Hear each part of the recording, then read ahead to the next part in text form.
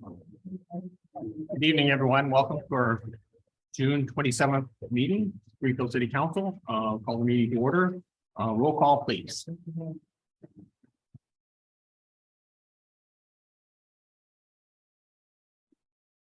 Mayor White, Here. Mayor Pro Tem Antolon. Here. Councilmember Martinez.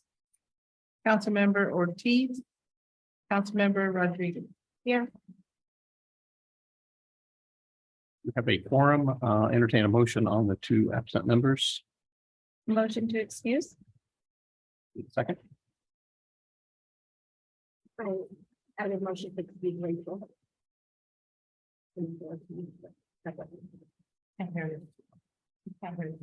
Motion to excuse Councilmember Ortiz. Whoever. Second. I will second your motion. Right, motion, I think we should go ahead and do a roll call vote on that. Motion to excuse. Just to make sure, Mayor White, you are seconding Mayor Pro Right. Tem. I'm seconding the. Mayor Pro Tem, excuse me okay. vote. Okay.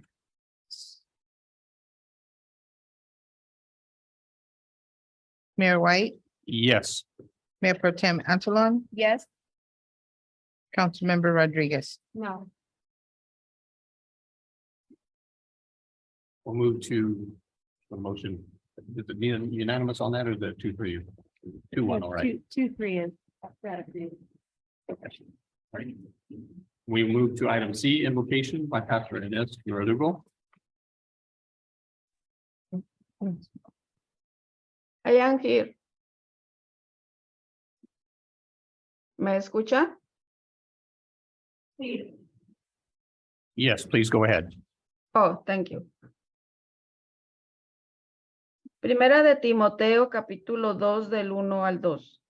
Exhorto ante todo a que se hagan acciones de gracias por todos los hombres, por los reyes, por todos los que están en eminencia, para que vivamos quieta y reposadamente en piedad y honestidad. Mi esposo va a leer en inglés. My husband is going to read this. So she'll, okay, Oh, okay. so you can. Okay, got it. Thank you. I'm reading out of 1 Timothy chapter 2, verses 1 and 2.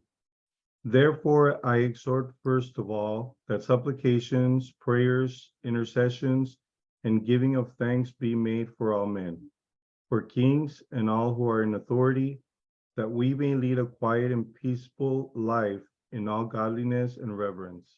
Amen. Vamos a orar. Let's pray. Señor, te doy gracias por este día. God, I give you thanks for this day. Gracias por tu amor. Thank you for your love. Gracias por la sabiduría que nos has dado. Thank you for the wisdom that you have given us. Ahora te pedimos que tú bendigas al concilio, Now we ask that you tell the council members que bendigas a todas las agencias that you bless all the agencies y a todos los asuntos que se tratarán en esta tarde. and all the issues that are going to be talked about during this session.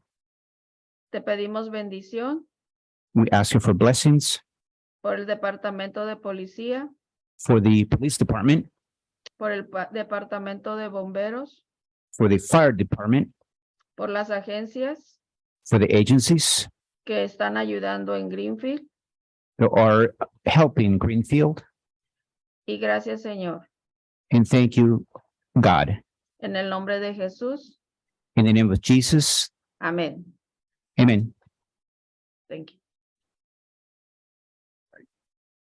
Move to item D, pledge of allegiance. Please stand.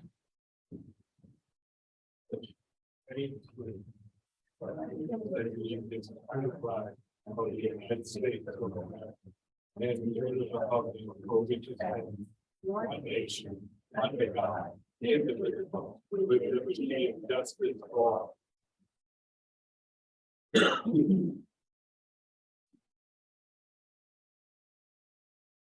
All right, agenda review. Thank you, Mr. Mayor.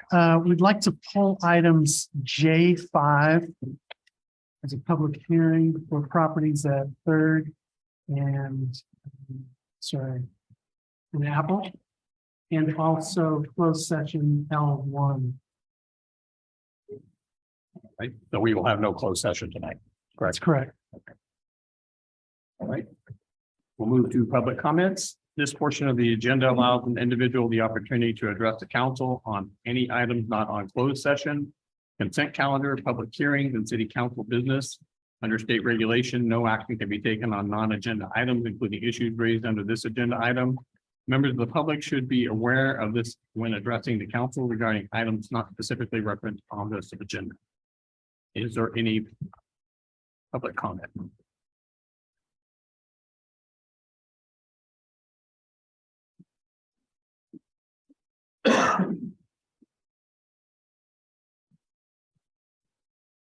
Hello, Mayor and City Council. Good evening. Thank you for having me. My name is Fabiola. I am the coordinator of the community engagement.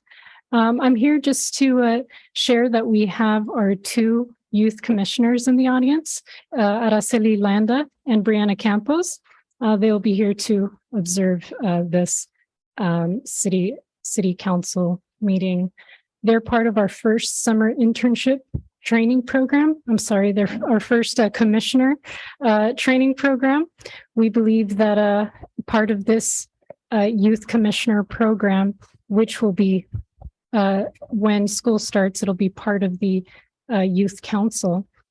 This training program for these two commissioners is very important to us as staff because they will be able to go through an in-depth training about city government. They're learning about leadership from each of the department heads and the council about what it takes to be a leader and even your roles as leaders. So it's been a very exciting training program so far. We do believe that this training will help build ownership, build confidence now and for their future role as part of the youth council, providing knowledge of how city government works and learning from department heads and from you. So far, they've interviewed some of you as well as some department heads, and they've gained some valuable lessons about what each of you believe it takes to be a good leader. We're excited to continue this training, and I'm glad for their positive energy and their enthusiasm. And I thank you all for taking part in this training program. So if you do have any questions for us now or later, you can either ask or email me personally. Thank you. Thank you very much. Any other public comments?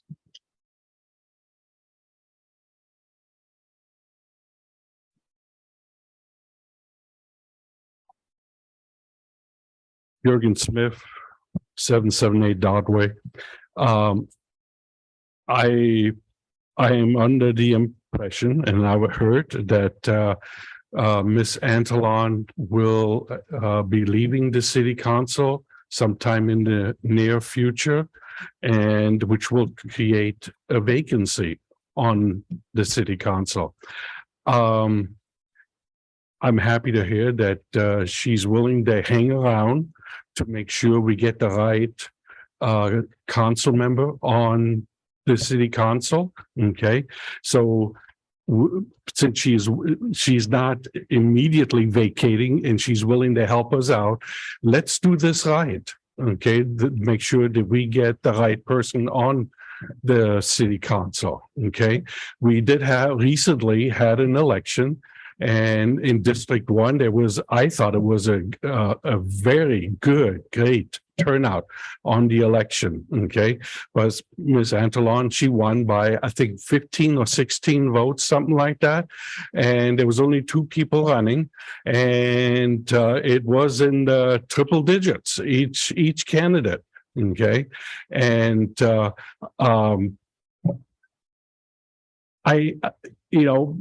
the people in District 1 have spoken at the election, okay, and it was more than 50%, okay. So I know the city council it's their ball game and they can make the rules and make how they want to do it. But keep in mind, you're voting for the people of District 1, and they did have spoken, okay? I do want to also mention this. Every month, I get a letter from the city. And everybody in District 1 gets that same letter, which is the bill, the water bill, the trash bill, and all that stuff, okay? And I have seen in there some documents. One document was from the fire department. Another one was from the recycling, we could put another document in there informing the people that there is going to be a vacancy in District 1, and if anybody is interested, submit their name, fill out the application form, okay? And it would cost us, the city, less, a ream of paper, 1,000 pages in a ream, 500 two reams then, I don't think that it would break the city to notify the people, to submit an application if you are interested. Thank you very much, and you all have a wonderful evening. Thank you for your comments. Anyone else? Yeah, this is public comment.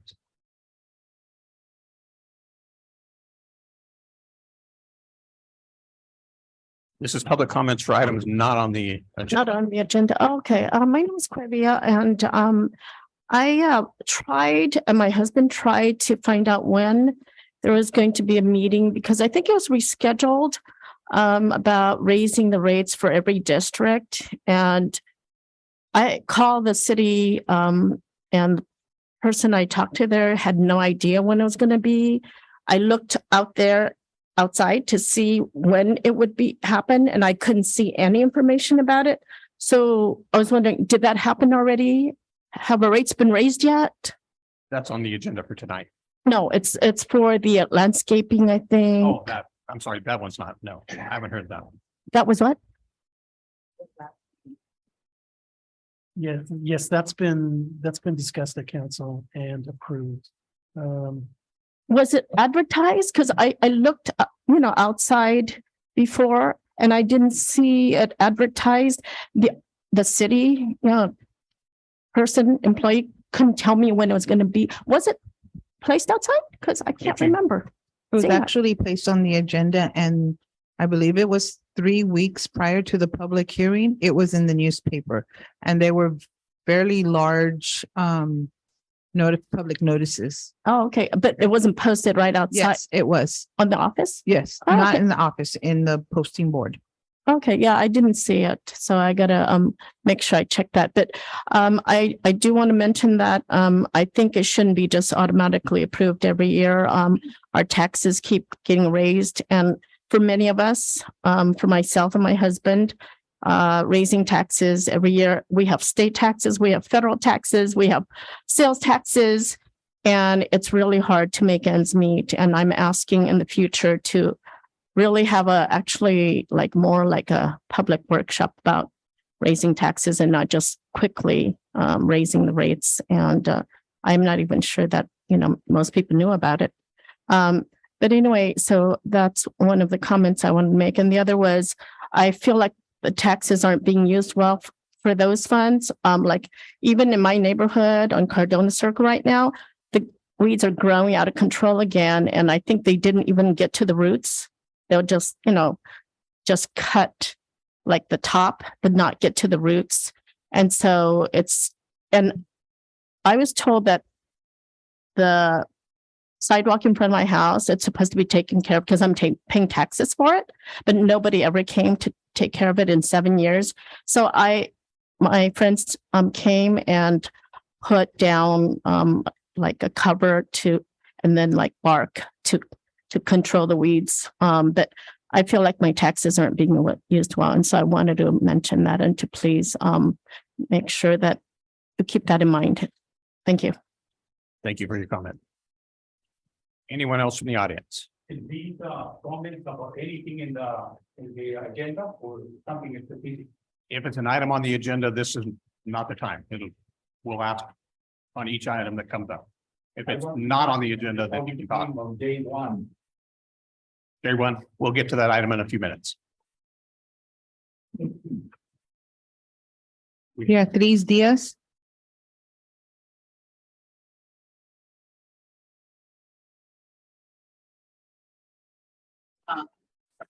Hey, good evening. Can everybody hear me? Yes, go ahead, V. Yeah. Hi, good afternoon, Mayor, council members and everyone present. I would like to touch bases on our street, fixtures, I would like to see if my district is Angela, Councilmember Angela Antalon, maybe to take a drive on her area and maybe each board member do the same thing. I feel that's, I don't want to knock nobody down, but I feel that some of these jobs that they were done, some of the areas got cheated out. And this is why I feel this way. I noticed that some of the areas, they fixed the street, they put the coating, they put everything on there. Some areas like down in Madera where I live, it's kind of like faded, like, you go down to the other nice areas like Tuscany, Huerta,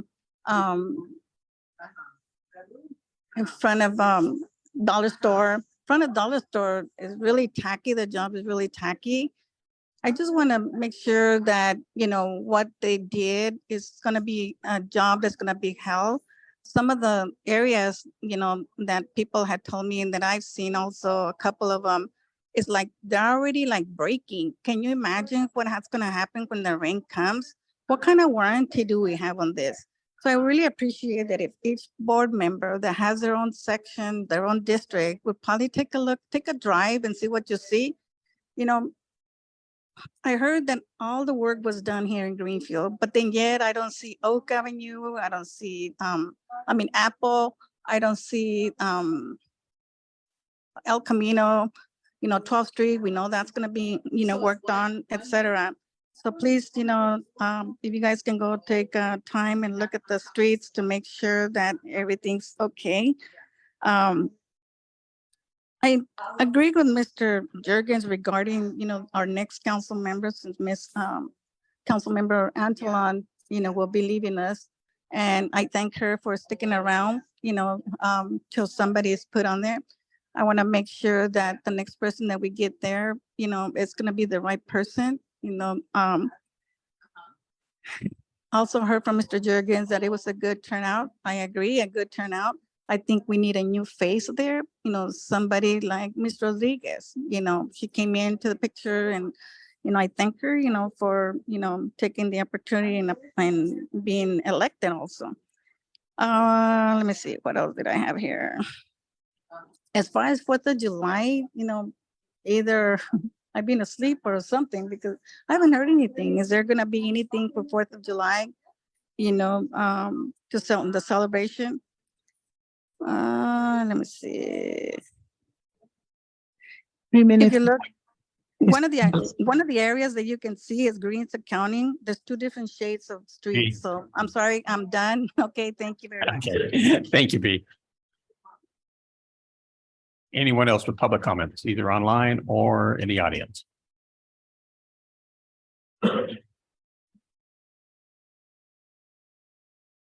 Hi, good afternoon. My name is Maribel Rojas. I don't know the procedures to talking or anything, so I'm just gonna talk. I'm a Greenfield native. I was born in Salinas, and 2 days later they brought me to Oak Avenue here. I've grown my whole life here, and I voted for some of you when elections came. So I just want to clarify, some people out there, they need more transparency to where our funds are going, like what is raised and what is it used for, in simple English. We want to know what is like all the commercial permits and stuff like that, where all that money is going in layman terms, not in We need something simple. So I put my trust in you when I voted, and I just want to make sure there's some transparency there to where our funds go and what they're used for. And also so that I can inform my family and to tell them the right information, because there is a lot of doubt out there in our city, since it's a small town, but we want to see more and more development, more things. And some people that I know and family members feel like the funds aren't being used in anything in the city. So we just, I just wanted to say that we just need transparency and information of where we can get that information, like actually see what's being used, what's being spent on in what, just so for our information and for peace of mind, I think it would be a good idea. Thank you. Thank you for your comments. Final call. Anyone else? All right. With that, I'll move to council comments. Thank you, Mayor, and yeah. And good evening, everybody. I wanted to start by thanking everybody that helped me attend the last meeting remotely, specifically our city clerk, Ann, and our city attorney, Jennifer, for just guiding me and helping me through that process. I appreciate being able to still tune in. I also wanted to thank Mayor Pro Tem Antalan for attending the MST board meeting in my absence that week that I was out of town. I appreciate that as well. I wanted to just highlight Jose and the community science workshop for the family trip that they did to Big Sur. I saw the pictures online, and it's just very apparent how much fun experiences the families had that attended. That's such a great opportunity. When my daughter was younger, she took a couple of these trips with the science workshop. And, if you have working parents or whatever the situation is, it's nice that this opportunity is there, not just for kids to sign up and go with our science workshop, but also now to have a family trip and include the whole family to go out together and have those experiences. So I just wanted to highlight that. And I also wanted to just say or highlight that Hartnell College just received a $9.5 million grant to help support students interested in ag careers. I think that's really important in our community since we're really close to the Soledad Center, just a few miles away in King City Center as well, to really encourage our students to take advantage of these amazing opportunities that Hartnell brings us. Of course, I am biased, but I hope that our students in the community are taking advantage of that. Still time to register for fall classes. And then lastly, as part of the ongoing disaster relief efforts for the Pajaro community, I've been talking with Angela Mejia, the community engagement assistant, and Fabiola Lopez, the community engagement coordinator, who've been following up with the Hope Crisis Response Network to get a date set up to go out there. I mentioned this like months ago when it first started that I really wanted to go out and actually be boots on the ground help for people out there. And we finally have a date on July 15th. I know there was a flyer posted to the community pages, the Greenfield Facebook page with a phone number to call if you're interested in signing up to go out there and actually do hands-on work, helping with the rebuilding efforts. And so I just wanted to thank Fabiola and Angela again for their help with that, with putting all that together. And then lastly, I just wanted to say, I hope everybody has a safe 4th of July, and probably make the announcement about Patriot Park, but yeah, happy 4th, everybody. Thank you. Very good. Mayor Pro Tem. Good evening, everyone. Is my mic on? Can you hear me? Is that? It's green. Okay. Can you guys hear me? Yeah. Okay. I want to start off by saying thank you to Araceli and Brianna in the youth commission. I'm really excited, and I told you guys this, to see the young people out here getting into their local city politics. It's very important that we have our youth be as informed as you all are becoming. I didn't get into local politics until my 30s. So seeing you guys just really gives me hope for the future, and especially the future of our community.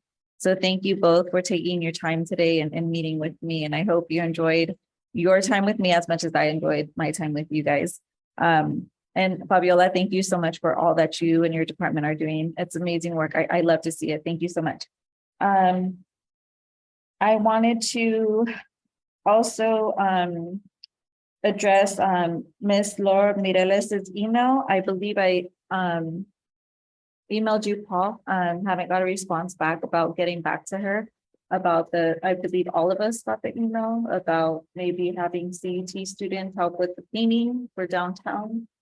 So that they get the practice as well as we get the work done. I think it's a great idea that she brought to the table for us. Not only is it getting the work done that our public works department won't have to have so many, boots on the ground out there, but we also are giving these students opportunity to have some work experience. So please get back to her and counsel regarding her email. And then also recently got an email from Dr. Villarreal about the streets and the issue that she's having regarding the older streets not getting as much attention as the newer developments. So I think that's something that we need to look at as a council. And B Diaz brought it up in her public comments as well. So I think that's something that we really need to look at. And like B said, maybe we should go out and drive around. I'm gonna be honest, I haven't done that, so I will be doing that within the next couple of days just to see how all the streets are doing. My street looks really good. No complaints from me, but I really do need to walk my district and see how the other streets are looking. Let's see. And I know we mentioned it, and I know with summer being here, everybody's probably pretty busy with trips and vacations and all that good stuff. We mentioned it last council meeting. I'm sorry, sometimes I have ADHD and I assume everybody's thinking what I'm thinking and they're not, and I apologize. But the last council meeting, we talked about appointing a person to my seat via application process and getting the questions that we all have as councils to Anne, our city clerk.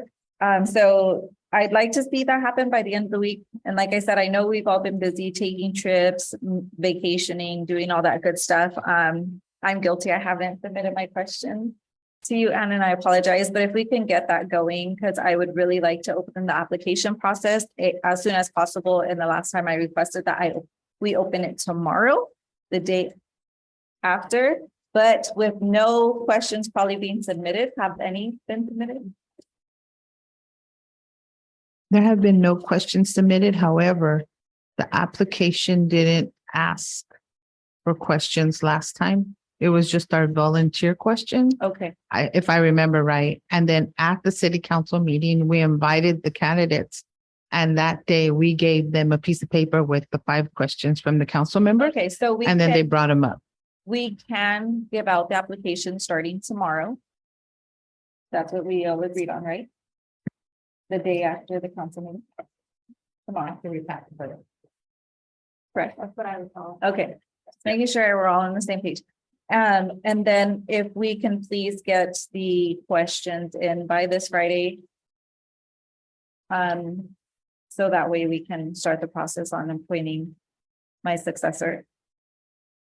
And then let's see. Oh, yes, and so 4th of July is next week. I hope everyone has a happy and safe 4th of July. We will be having our yearly 4th of July celebration at Patriot Park. I see that the departments have been announcing it. And I will let the mayor speak more on that. Okay. Thank you, Mayor. All right, thank you very much. That was my number 1 item. I want to invite the community to the 4th of July activities at Patriot Park next week. There's food, there's music starting around 5 o'clock with fireworks around 9 or so when it gets dark. Those are sponsored by the city. Come out and enjoy it. Should be a lot of fun. So if you haven't heard, consider this the announcement. I think it's out there, so be sure and come and have a good time. All right, second item was I want to announce the Science Center's kayak beach trip to Elkhorn Slough. The date of the event is July 15th, but I think signups are going on right now at the Science Center at 45 El Camino Real. Or call phone number 233-8335. I want to thank the Greenfield Police Department on the Narcan giveaway. I think it's really important. Narcan is a drug that can reverse the effects of opioid overdose. Check with PD. I think they have Narcan available, and or call the non-emergency phone number at 674-5111. The also want to announce that I met with the youth council representative, Brianna Campos, and I see them there. They announced earlier, Araceli Mendez also here. Brianna did a great job on the interview. I really enjoyed meeting with her, and she has extremely good questions. Our youth council should be in good hands with these two as leaders. So welcome and thank you very much. That concludes my remarks. All right. Let's move on to the consent calendar. All matters listed under the consent calendar are considered routine and may be approved by one action of City Council unless a request for removal or discussion or explanation is received prior to the time council votes on the motion to adopt. And I will open public comments on consent calendar.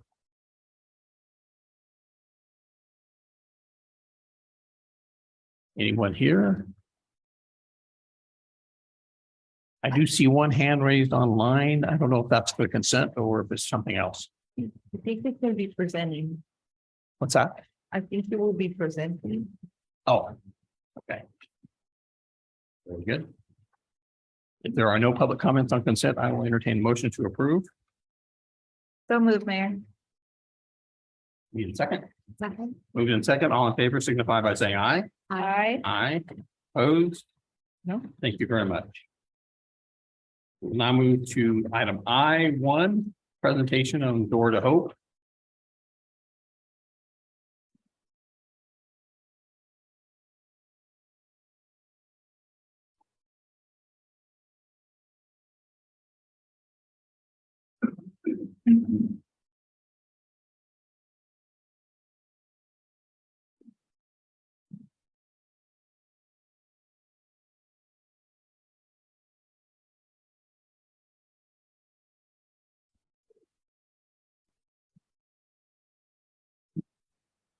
Good evening, City Council members, Mayor White.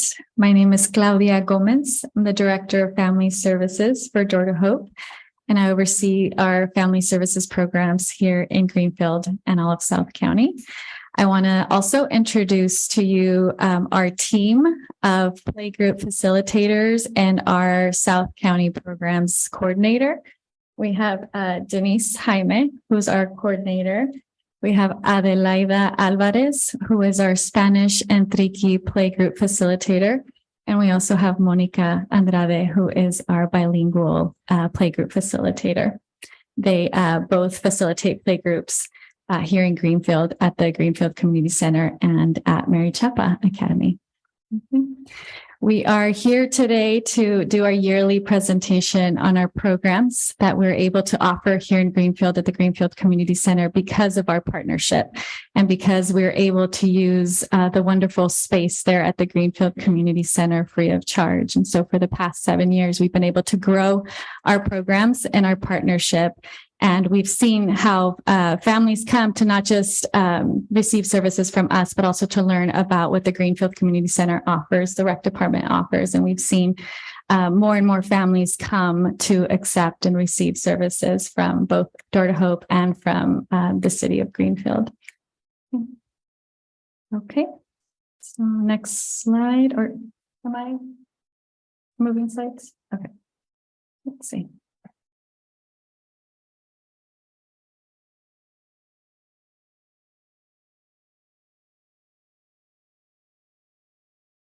Oh, here we go.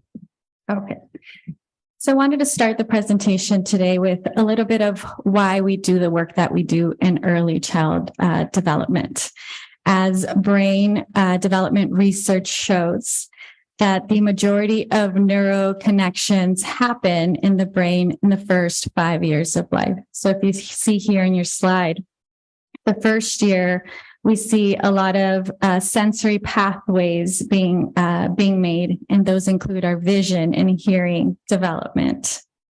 We also see that this is when language starts developing and reaching those windows of opportunities that we call when we want to focus on the language development of children, because that's when the brain is making those connections. So we want to make sure to equip parents with those tools to support that development in their children. Then after the year, we see the higher cognitive functioning start developing around year 1 and to year 5. You see that it peaks around year 4 and 5. And this is our problem solving and social emotional development that peaks at this time. And so that's when we see children learning how to socialize, learning how to share, learning about relationships and attachments with their parents. Okay.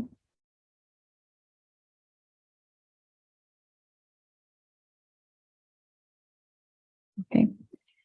Because of brain plasticity, relationships are central in the development of wellness and healing of early adversity. Infancy and early childhood are the times when capacity for relationships is built. We see that all relationships influence the development throughout a child's life. Parents with histories of trauma deserve support so that relational pain from the past does not get passed on to their children. And so we see in programs like playgroups that we don't just focus on the child's development, but we also try to support the parents and the overall family's mental health and well-being, because we see that when parents are supported in dealing with their past trauma, they can then not pass this along to their children if they know the skills to prevent that from, going forward. We're able to stop the cycle of trauma. Mm-hmm. So why do relationships matter so much for infants and young children? We see that relationships shape all aspects of development. So when children at a young age learn how to deal with problems such as sharing or, not getting things that they want all the time, or learning how to deal with those smaller problems, they then grow up to be adults who are more resilient and know how to cope with life stressors. And playgroups and in our Parents as Teachers programs and parent development programs, we also equipped parents with how to support their children, right, when they're experiencing different types of stressors and pain. So we want them to go through those experiences to learn how to cope with them now, so that as adults, they're able to do so as well. We see that investing in early childhood reduces the cost later on for healthcare and other types of care. For example, mental health, right? When we have healthy and mentally stable children that grow up to be also healthy adults and not need as much, psychiatric care, mental health, and other types of care as well. We see that it results in higher economic productivity for adults, and it results in higher return on social investments. And so we see that the more we invest on children at a young age, the less we have to spend later on services to support, different issues that come up when children don't receive the support early on. Okay. So how do we do this? In Door to Hope, we have several programs that we focus on here in South County and Greenfield specifically. So this last fiscal year 22-23, We saw 60 families come through our care coordination program, and care coordination is intensive case management where we get to know the family as a whole.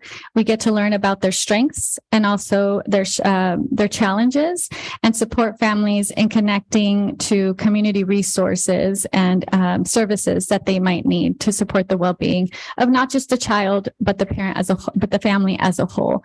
We know that a child depends on their whole family ecosystem. And so we see the child's overall needs, which includes any member of their family. So the care coordinator works directly with the family to connect them and make sure that they're connected. We have learned a lot about the barriers that prevent families from accessing services. And so the care coordinator is a guide and a coach to make sure that families are connected to those services that they need. We screened 250 children throughout our programs with our developmental screening. So to make sure that they're reaching those milestones. And then if there are children that need further assessments or evaluations for developmental concerns, then we refer them over to either the school districts or San Andreas Regional Center or private evaluations to receive the support, the specialized support that they need. We also screen parents for depression screening. We're seeing, more and more moms needing support for postpartum depression and mental health issues throughout the first few years after they give birth. And so we make sure to screen all of our parents and connecting them to the services that they need as well. Our home visiting program, Parents as Teachers, saw 50 families here in Greenfield. And typically we try to do home visits, but we also see that that's a challenge sometimes for families. And so we, again, value and benefit from the space that we have at the Greenfield Community Center, where we can invite families to come and do the home visits there in our playgroup space or the office space we have there. And so we're lucky to have that as well. Door to Hope provides mental health services for children 0 to 11 through our Mixed Start program, and adolescents and young adults through our ICT program. And again, they also utilize that space to invite families when we can't go, when they can't access Door to Hope office or we can't come to their home. We have the Greenfield Community Center as well, where they come and have their therapy sessions as well. We also provided group parenting classes. We had 50 parents participate in those, and those are via Zoom, or they have been for the past few years because of COVID. And then we just saw that they were a lot more convenient for parents to join via Zoom. They didn't have to worry about childcare or dinner, things like that. And so we have a higher participation rate via Zoom. And so we were able to facilitate the Circle of Security sessions that focus on parent-child attachment, Abriendo Puertas, which is also a parenting curriculum that's focused on Latino families and our specific needs, and strengthening families. So today we wanted to focus a little more on the play groups and that we offer in Greenfield. So I wanted to give you some statistics on this last year. We had 7 Triqui Spanish play groups here in Greenfield. And at the last meeting, you saw the families that came primarily from our Triqui speaking play groups to come and speak on their experience with play groups. But we've seen this community grow in terms of our play groups. I think when I first started 3 years ago, we had only 1 or 2 play groups in Triqui. Now we're up to 7, and they continue to grow. Okay. 3 English Spanish play groups and 1 via Zoom. So currently, this last fiscal year, 6 groups offered at the Greenfield Community Center and 4 at Mary Chapa Elementary School.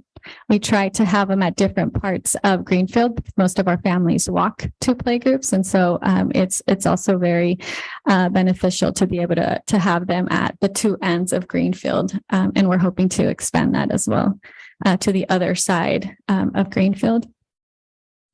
Playgroups consist of developmentally appropriate activities, routines, and information to support parent-child attachment. Playgroups support the development and social emotional health of children. We partner with school districts to align with pre-K and kinder standards to support school readiness. We educate parents and caregivers around early childhood development and how to create a rich learning environment and positive attachment at home. Activities are easy to replicate at home using household materials. So we want to make sure that what they're learning, they can take home and replicate at home and practice what they're learning with their kids and their families in their home environment.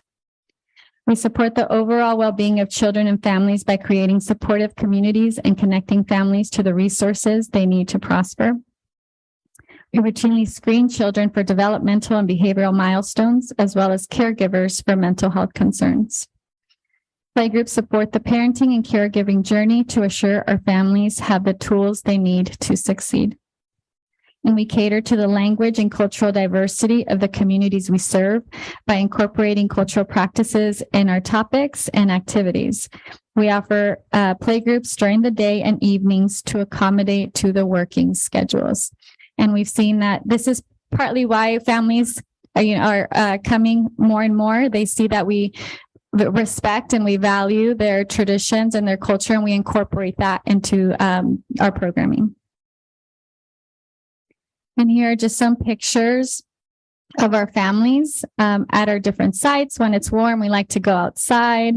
The one at the bottom right is of our Zoom class. So kids are practicing what they're doing in their home with their parents at home. So that's also continued past COVID. We saw some families still continue to want to join us via Zoom just for the convenience of not having to leave their home. Last year, we served 10 Mixteco speaking families, 75 Triqui speaking families. And we have trilingual staff offering services in Triqui, Spanish, and English. First Five also has a stats based on a survey that they've facilitated with families for the past 10 years on the local Monterey County playgroups using what we call a parenting ladder, which was a survey that families would take at the beginning of services and then throughout their time receiving playgroup services. And these are some of the outcomes that we saw through that. Families reported improvement in parenting practices. Parents reported the largest gains in knowledge, that's 81%, followed by gains in confidence and activities, 66% each, and connections to other families with children. These changes over time were statistically significant. Families more frequently participated in activities such as reading, cooking, and playing with their children after participating in these programs.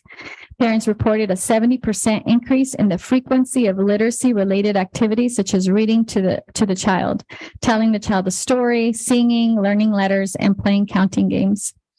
Parents also increased the frequency of other types of activities by 64%. Parents who participated in 4 to 6 playgroup sessions reported a 47% increase in the amount that their parenting practices improved. Those who participated in 7 to 10 sessions reported a slightly greater increase, about 60%. And we see that most of the parents that come to playgroups come to over 10 sessions. They come and they participate as long as they can. Unfortunately, Door to Hope will be losing First Five funding for playgroups beginning July 1st. This means that we will no longer be offering playgroups in South County for parents and their children 0 to 5 starting July 1st. After I made this presentation, the Greenfield School District did approve a 2-year contract to provide a limited amount of playgroups at different school sites. So that was good news that came recently as well. So 8 First Five Greenfield playgroups will be eliminated, 5 Greenfield Community Centers, and 3 in Marichapa. And we do have a contract with United Way to provide playgroups for child care providers that are license exempt. So those will continue, and that's one at the Greenfield Community Center and one at Marichapa. But again, those are specifically for child care providers, not parents. And that's through United Way, Family, Friends and Neighbors program. Okay. So next I have an example of a budget of what it takes to fund a play group. And so this includes, the first option is for 1.5. So one part-time position, which a part-time 20 hours can provide 5 play groups a week, which is what we're providing now at the Greenfield Community Center through our first 5 funding. And this would fund the staff as well as the mileage and program materials that we typically need throughout the year to support play groups.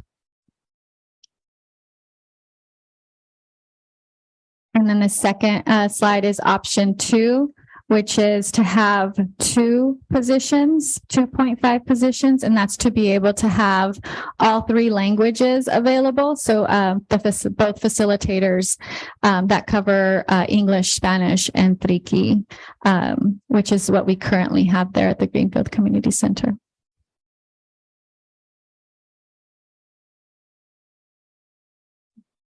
This is just a little bit more about the scope of work. So 1.5 FTE can facilitate 5 play groups a week. Each play group is 2 hours of direct service. And we schedule play groups around the needs of the family. And 2.5 FTEs adds a Triqui speaking facilitator to each play group. She can also facilitate play groups in Triqui and Spanish on her own. Any questions? Questions from council? I did have one question on the Zoom meetings that you guys host. I saw that they were painting, like finger painting or something. Do you also hand out materials for the Zoom sessions? Yes. So before, typically every few months, the facilitator will gather the materials that the parents will need to do the activities. Yeah. So our activities are planned ahead. And so she'll know what activities they'll be doing and then provides those materials beforehand. So the families are ready and will have those materials available. Mhm. Okay. That was my only question that I Mhm. Yeah. I do have a few questions for you. So in the past, we have provided the space for you for free of charge. Yes. So we have not contributed to your program other than that. Is that correct? Correct. Okay. Mhm. Now, the first 5 funding, why is that not continuing for you? Mhm. I mean, you said it's been in place for several years, so.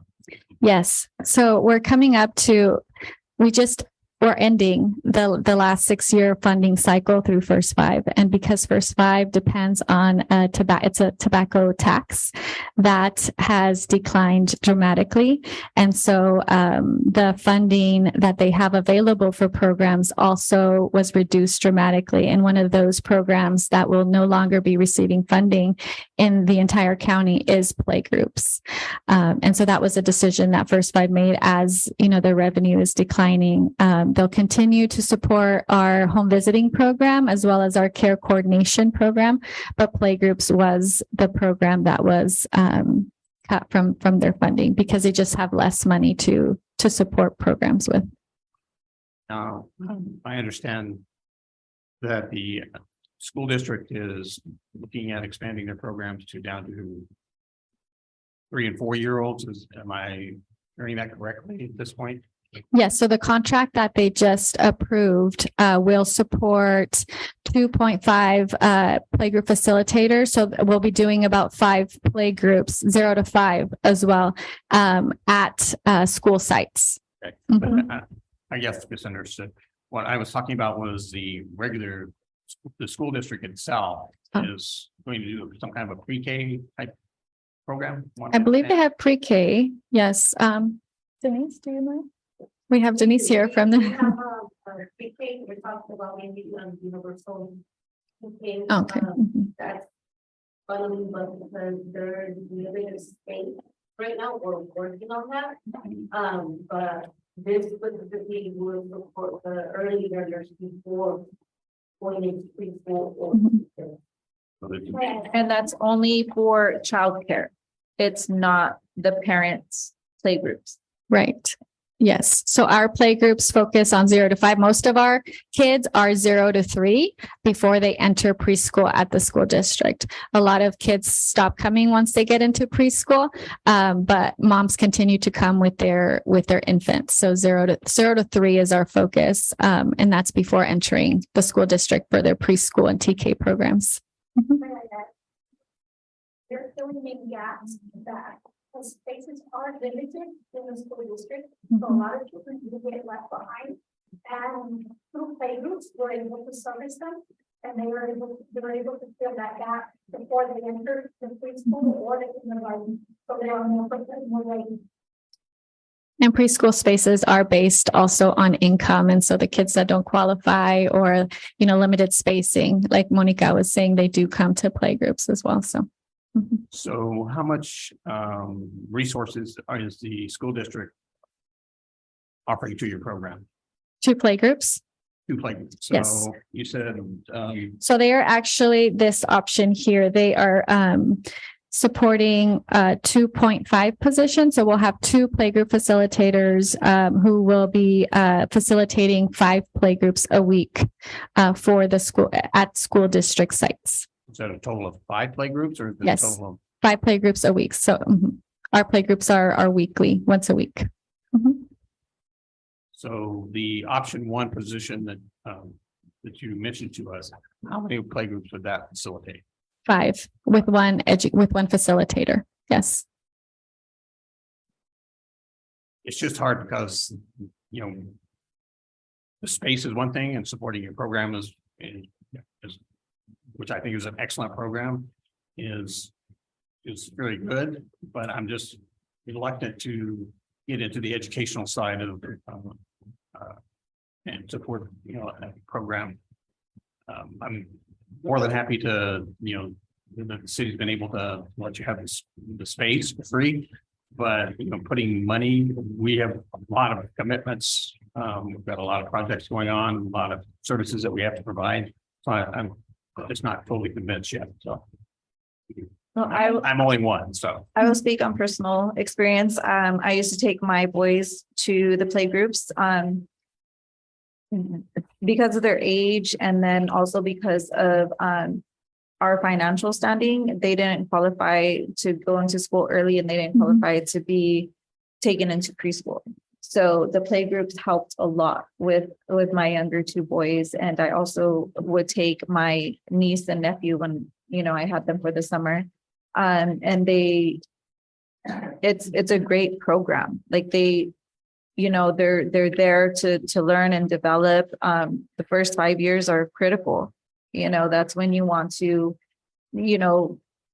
expose them to different types of, environments. And I would love to see the city help fund these programs to keep them here.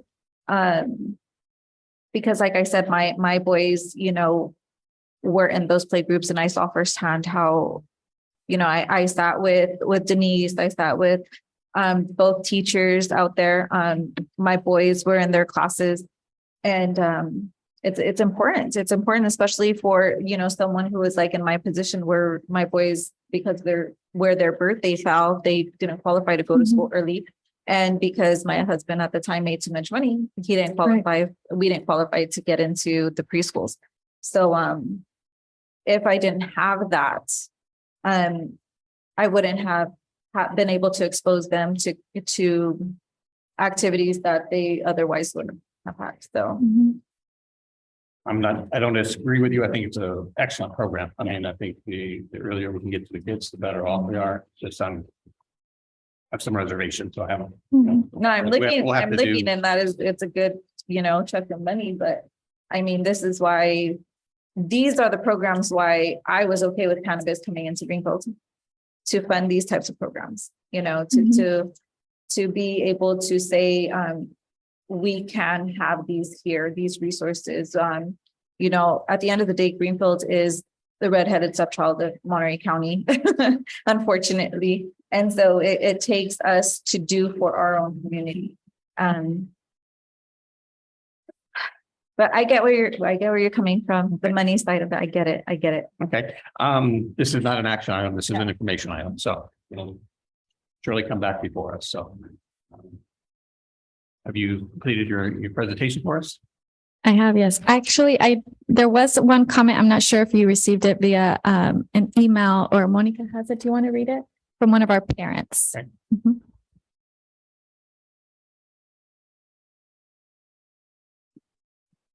I do have one more question or Yes, you guys offer group parenting classes?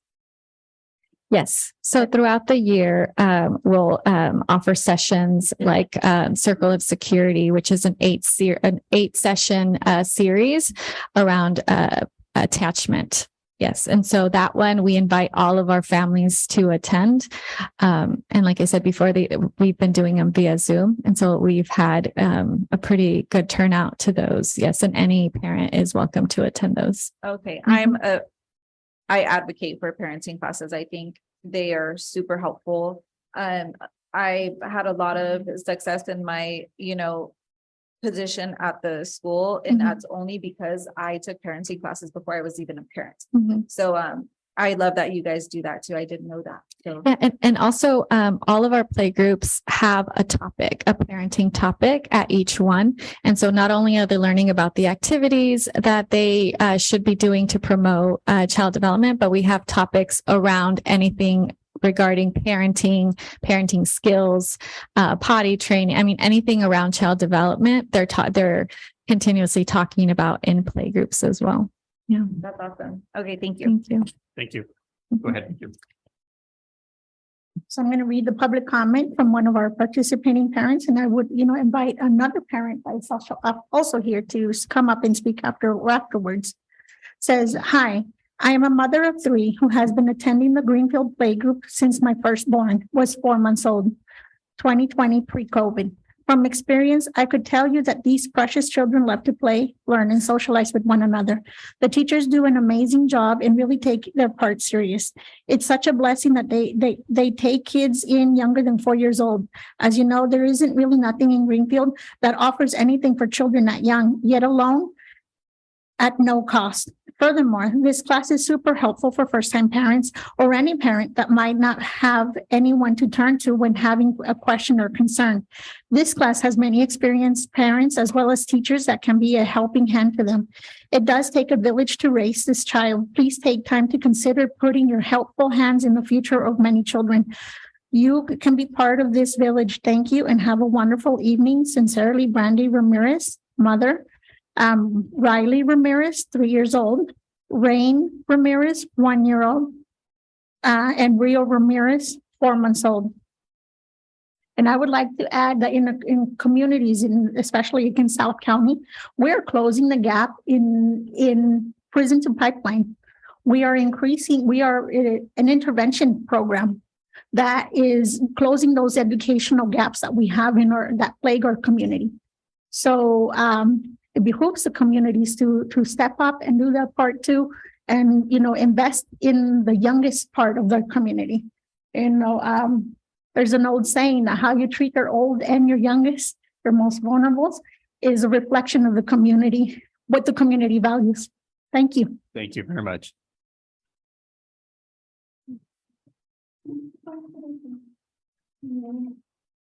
One more comment. Gracias. Hola, buenas tardes. Mi nombre es Gabriela. Tengo 3 niños y mis 3 niños han estado en el programa. El más grande tiene 7 años, el del medio 4 y tengo un bebé de 12 meses y medio. Pues es un grupo que... Hold on. Okay. Eso empieza desde el principio. Okay. No empiece desde el principio. Yeah. Mi nombre es Gabriela Mora. Hi, my name is Gabriela Mora. Tengo 3 niños I have 3 kids que han estado en el programa. that have been in the program, 7, 4 y 1 año y medio. 7, 4, and 1.5.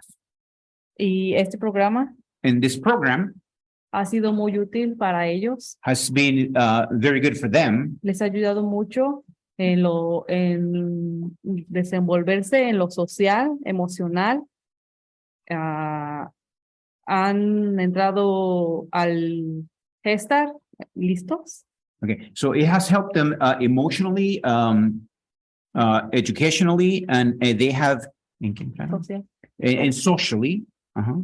Ajá. Y han entrado, les ha ayudado mucho para entrar al kinder. It has helped them a lot to enter, start kindergarten. Y nos proporcionan el lugar para que nuestros hijos puedan jugar con nosotros. Y hay muchas, aquí en Greenfield, sobre todo, yo pienso que hay muchas familias que no tenemos el lugar. And they have provided the space for us, because I think in Greenfield, we don't have the spaces available. Para jugar con ellos y darles un tiempo de calidad. To play with them and give them quality time. Ajá. Y pues es un programa magnífico que me ayuda, no nada más ayuda a los niños, también a las mamás, como a los, pues, todo el, ¿cómo se dice? Como a la comunidad también. So it has been an amazing program, not only for the kids, but also for the mothers and for the community.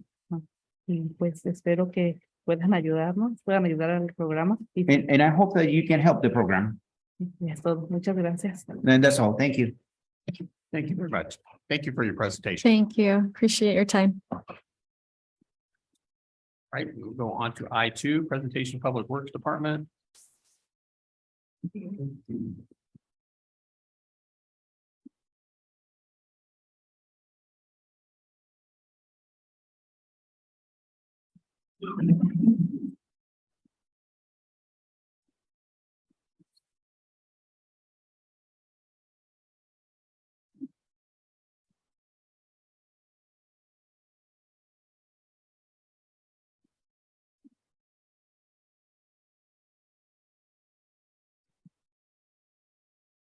Good evening, Mayor and City Council. Tonight, I am presenting an update on two items of interest to the community. One is the new downtown flag system, and the other is the 12th Street improvements, which include storm drain, sidewalk, curb, gutter, and street.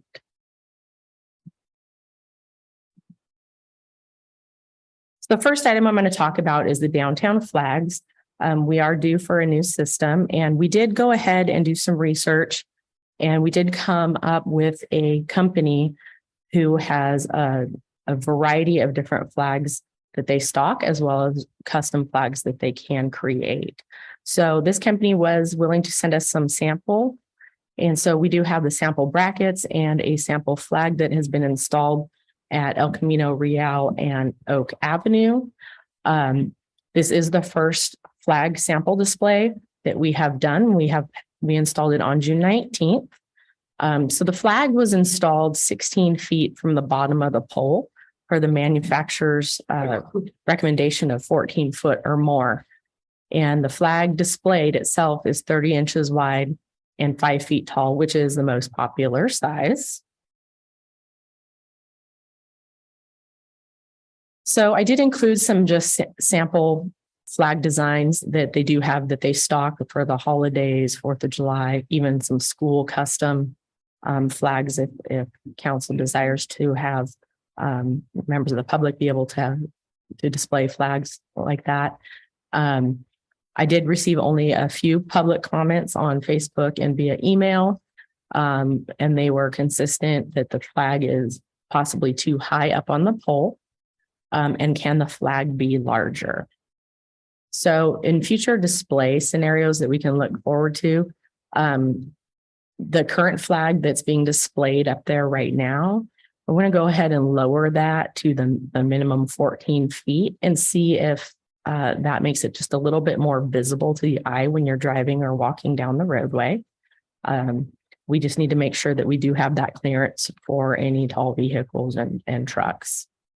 Then what we can do is we can place another size flag up on the pole to display. Anything that's much larger than that flag that's up currently on that size could be an issue with our winds. They tend to have, they call it a trampoline effect. So when the wind catches it and it just goes back and forth, and it can make noise, whipping noises as well. But if council desires, we can go ahead and try another size flag. Any questions on the flags? Okay. The next item is the 12th Street improvements, and we are currently in design. So I'm going to give you an update on the design. The design plans are 30% complete. Our city engineering staff has been moving forward with that, with the surveying and the conceptual drawings. The storm drain improvement has not been completed to date, so I can't show you what the storm drain will look like yet. There are currently two different options for ADA ramps at the 12th Street and Elm Street intersection, which would cross over to the middle school. One requires the city to obtain right of way. And so I'll be showing you those to you, and then you could provide some direction on which one you might be favoring. The precise new pavement locations will be refined as the design process continues. The short end of the timeline is that we're anticipating 100% of plans, specifications, and cost estimate complete and submitted to city staff for review on August 25th. So we are moving quickly on this one. So as you can see here, this is just the overview of the design with the sidewalk from 12th Street, from Oak all the way down to Elm Street. The bottom graphic that has the blue circle around it, that is one of the ADA ramp choices. This is the one that we would not have to obtain right of way from the property owner on the corner. So it's basically, it's a directional ADA ramp that directs the pedestrian across Elm Street and not across 12. This is the second scenario. The only difference is from the first exhibit that I did show you is, again, that blue circle, the ADA ramp, which would be a full curb return ADA ramp, which would be bidirectional in the future and could be consistent with some other improvements if they were made before that property developed on Elm Street, on the Elm Street side. This one would require the city to obtain a corner radius right of way to expand it, the ADA ramp around the corner. Again, directing pedestrians directly across Elm Street towards the middle school. Okay, tentative schedule for the 12th Street improvements. We're looking at 65% plans for review on July 13th to be submitted to the city. We'll have a couple of weeks to turn those around and have that review complete internally by August 2nd. As I mentioned earlier, the 100% plan specifications and cost estimate will be submitted to city staff on August 25th. The city will review and approve to go out to bid between August 25th to September 22nd is the review period. And then the plan would be to advertise for bid on September 26th. Have a 3.5 week or so bid period, open the bids on October 19th and award the construction contract in November. And that concludes my presentation update. Are there any questions or comments? Any questions from council? I'd just like to see the two examples of the handicap thing again. Maybe I can zoom in on this. Yes, please.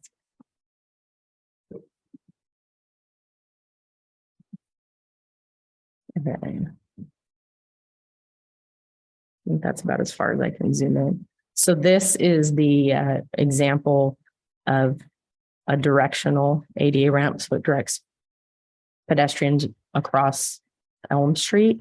And this one does not require a right-of-way acquisition from the property owner on the corner. And I do want to point out that both are compliant.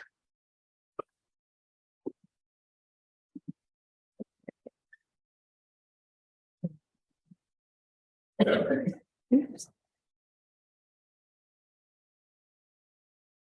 then this one, you can see instead of going straight, actually curves around the corner. Something like this is more ideal for, if you're going to extend the sidewalk west on Elm Street. I don't know that that's the intent right now, because when that property someday does develop, it is going to have a right-of-way dedication, and we're going to pull that in towards the north to make it wider there to be able to have the facilities. I don't believe there's like full sidewalks on either side of that street going west, right? Correct. I mean, that should be something that we plan to do eventually. Right?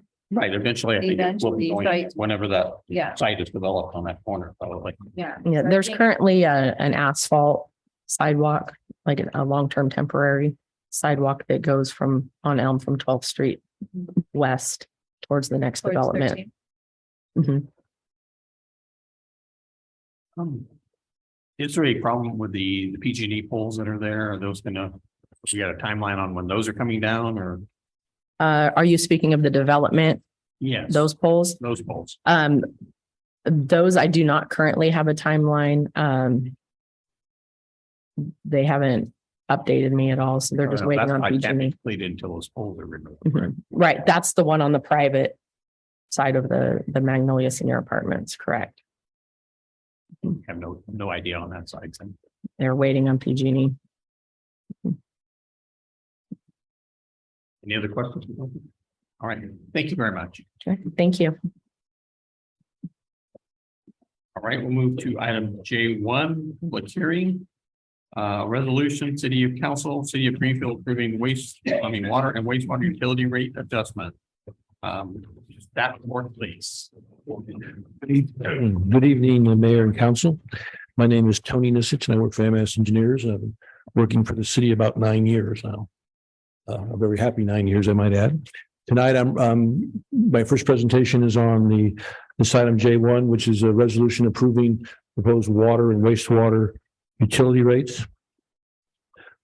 This item has been discussed several times through the process of master plan updates. For the last 2.5 or 3 years, the city has updated all of its technical master plans to do with water and wastewater rates to identify the needs based on the growth and changes in the utilities and the regulatory environment. To that regard, we then prepared a preliminary analysis, which was presented to the council on January 24th meeting. A report that looked at all the technical requirements and spread the cost as required by the law. The firm of RDN did the analysis, and they're going to give you a presentation in a few minutes on that. At the January 24th meeting, there was 4 options presented for each of the utilities, the water and sewer. The council then selected the preferred option. That preferred option was included in the report, which is in your file, dated March 2nd.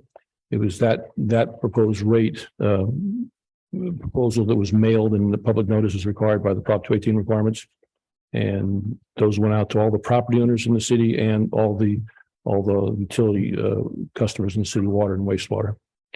The requirements were that they all get noticed, and they needed to submit a written objection to that proposal by this meeting in writing, which they still could do tonight, by the way. So we're waiting to hear from that. At the conclusion of the presentation and your deliberations, we'd recommend that you adopt the resolution, which is attached, approving the proposed rates. With that, I'd like to introduce Mr. Anthony Anowski. Hope I got that right. Who did the actual analysis, and we'll walk you through it's a fairly complex but typical for these kinds of utility structures, and it's what's required by the law. So, Mr. Anowski. Thank you, Tony. Thank you, City Council. Thank you, members of the public who have showed up to review this item with us tonight. Looks like you're controlling my computer here. Is that? There's mouse is moving.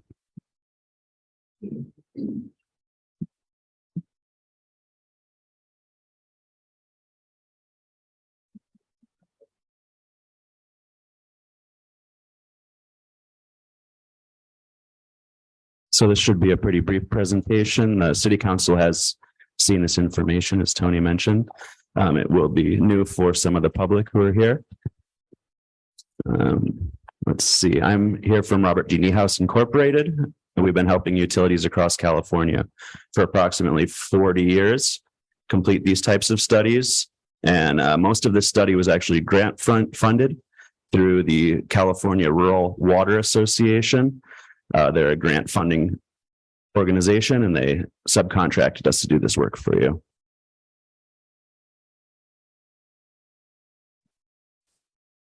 So a brief agenda, we're going to discuss what Proposition 218 is, and then talk about the methodology that was used to determine the revenue adjustments and the rates that were needed today.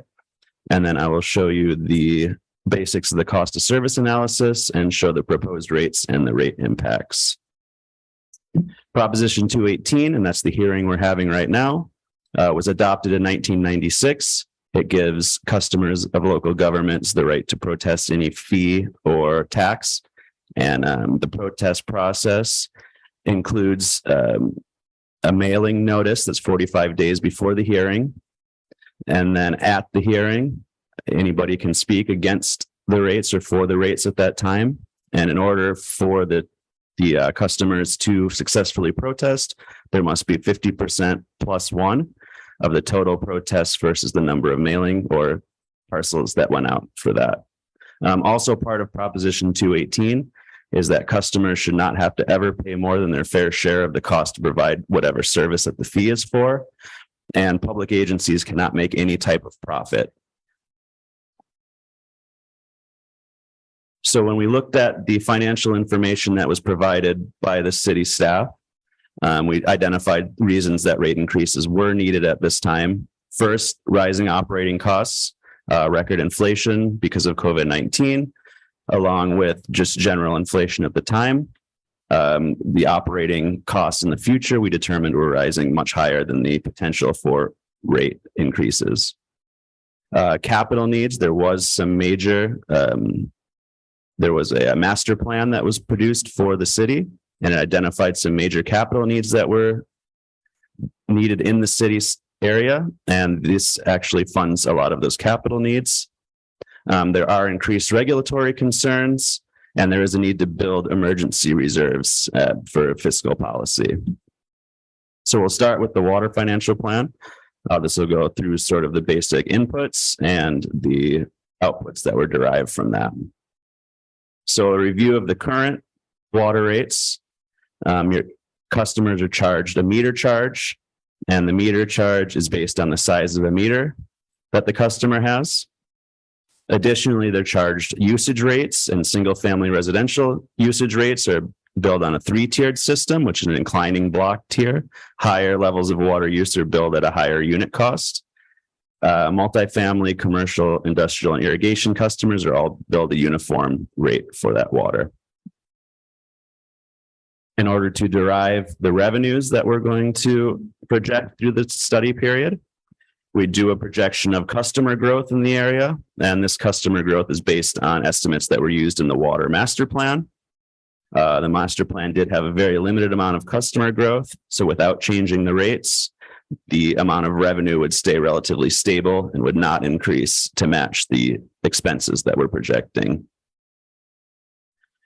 We look at the inflationary adjustments, and we believe these are fairly conservative adjustments compared to a lot of the inflation that's happened over the last couple of years.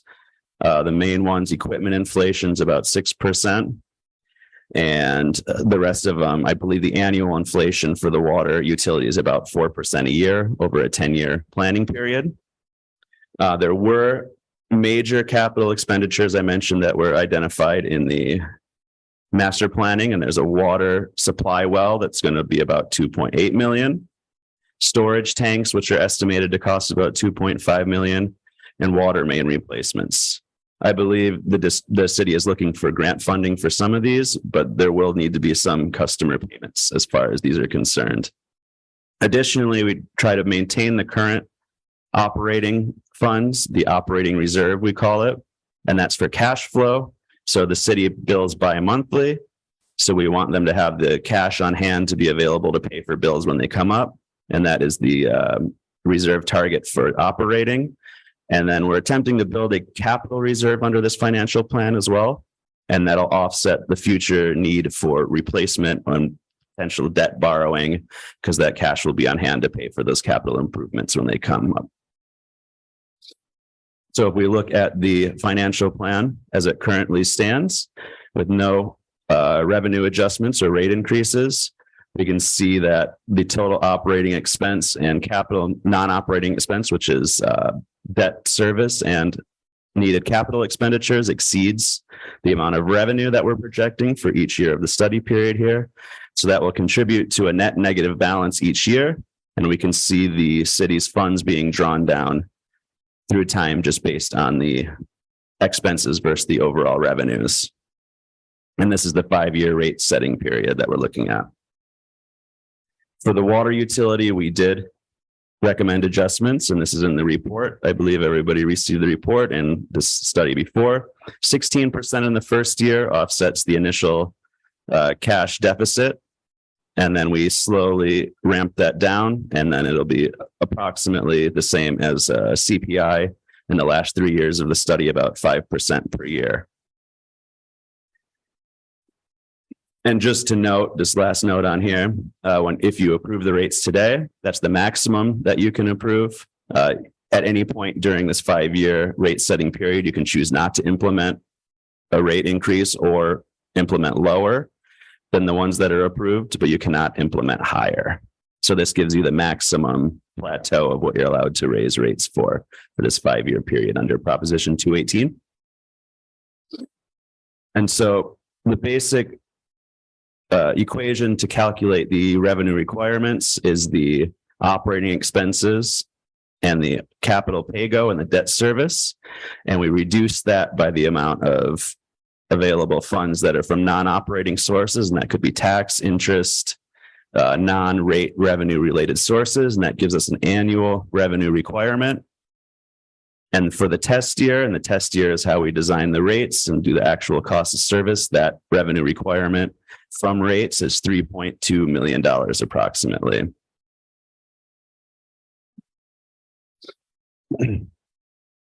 So when we look at the cost of service, we first separate all of the costs into industry standard categories, and we call those functions. Those functionalized costs then are developed into these cost causative categories, and that's based on the total water use, for example, under base. Max day demand is the total amount of water use on the maximum day. If everybody had their showers on during a day, or peak hourly is in 1 hour if fire flows are going. So those costs are allocated based on the total under each of those categories based on actual water use within the city. And then the meter services is based on the number of meters as well as the ratio of capacity between those meters. The reason that larger meters are charged more is because there's a potential for more water, a higher capacity of water to be pumped through those meters at one time. And then the total, again, matches the total from the revenue requirements of those previous slide. Those then get allocated to the different customer classes. The current cost allocation between those is the purple line. And so you can see single family residential customers under the current cost of service are actually paying slightly less than what we determined was their total cost of service. And again, that's based on the total amount of water used, the differences in their maximum capacity versus their average day capacity, as well as the size and the number of meters. And you can see irrigation customers' cost of service total will go down slightly. Commercial will stay approximately the same. Multifamily residential will go down slightly. And then we get to the 5-year proposed rate schedule. The first year, the fiscal year 23-24, which begins July 1st. Those rates are based on that cost of service analysis. So you will see some of the costs change between the different types of customer classes. Single family residential, for example, the tiered rates are going to be slightly different because of a little bit of additional allocation between those tiers. We did include all water use in the first tier up to 6,000 gallons. And so there's no water use included in the meter charge, which I believe there currently is. And additionally, we created a two-tiered volumetric rate for multifamily residential customers. And that first tier is slightly lower cost to produce the water because the peaking costs are allocated to the higher tier of water use. So in that first tier of 6,000 gallons, both single family and multifamily customers will have a slightly lower cost per unit of water. And then the outer years, year 2, 3, 4, 5, are the cost of service multiplied by that adjustment percentage that we determined when we decided how much the actual revenue needed to change in the future years. So a new cost of service analysis isn't done for every single year of the study. It's only done in the first year. And then when the next study comes around in approximately 5 years, you'll reevaluate and see if the customers are still producing the same amount of water and thus need the same cost of service. And so impact for customers, we looked at multifamily customers and single family customers with the 3/4 inch meter. Those are the primary type of customers that you have within the city. The overall impact, as you can see, as customers increase the amount of water use, those impacts go up. They're smallest in the farthest to the left. So small water users are actually seeing the smallest amount of rate impact under these proposed rates. So we repeat for the sewer. The current rates for sewer, there's only one rate category, and that is the billing per ERU. ERU stands for equivalent residential unit, and each customer in turn is given a number of equivalent residential units based on the amount of sewer flow and the sewer strength they produce. So a multifamily residential customer, for example, is 0.7 for each unit in a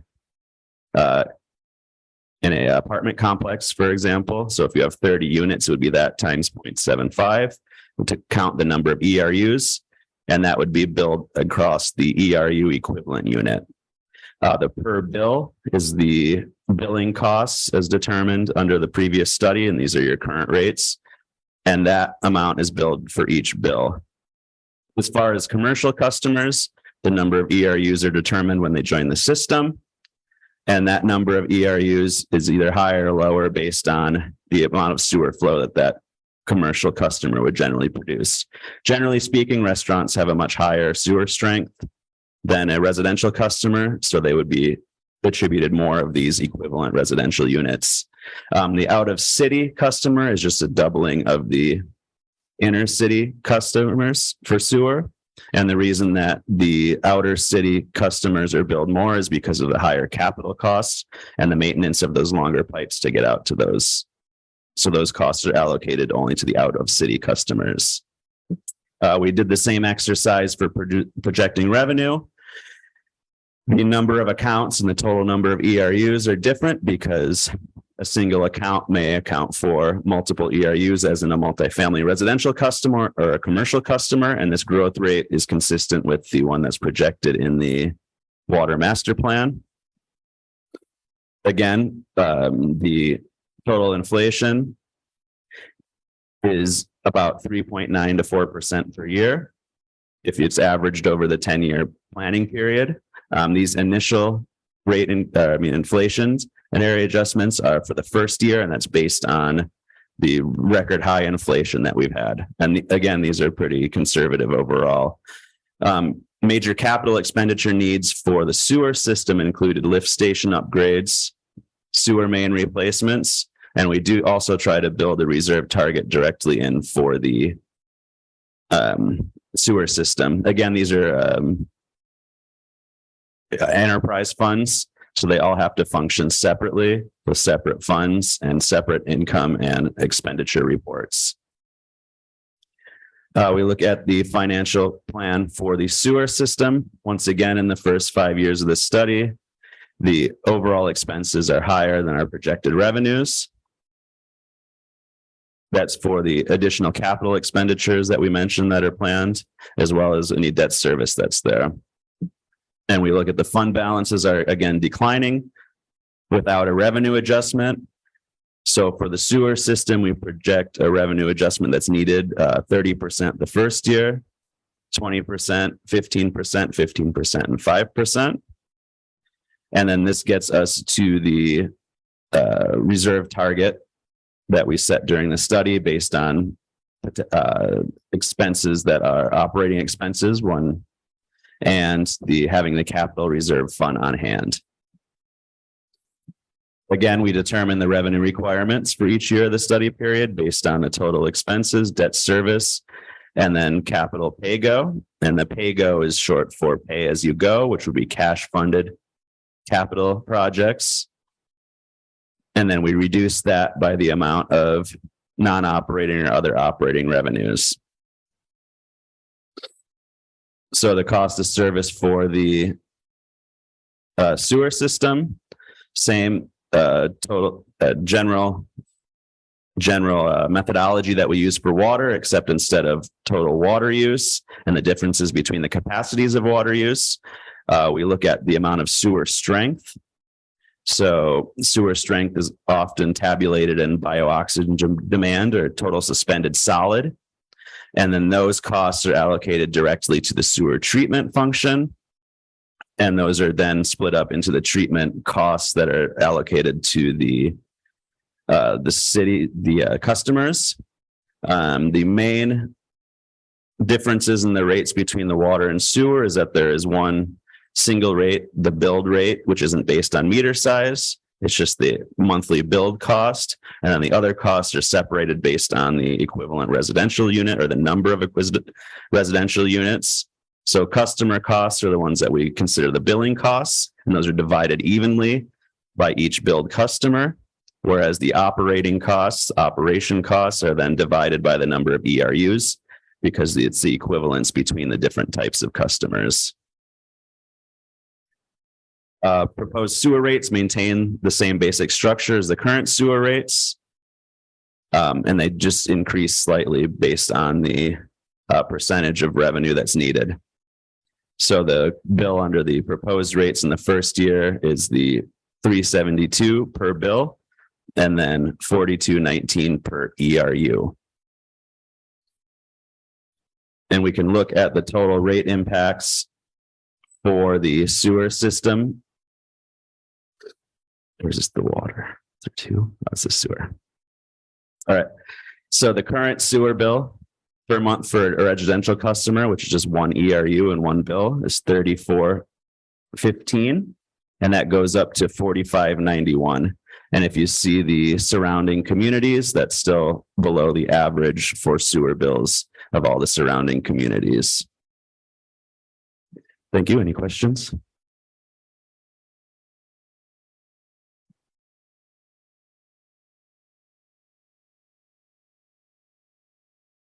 You good? All right. I think we'll reserve our question. We'll have the public hearing. Sure. Okay. Great. I will go ahead and open the public hearing. Is there any public comment on this item?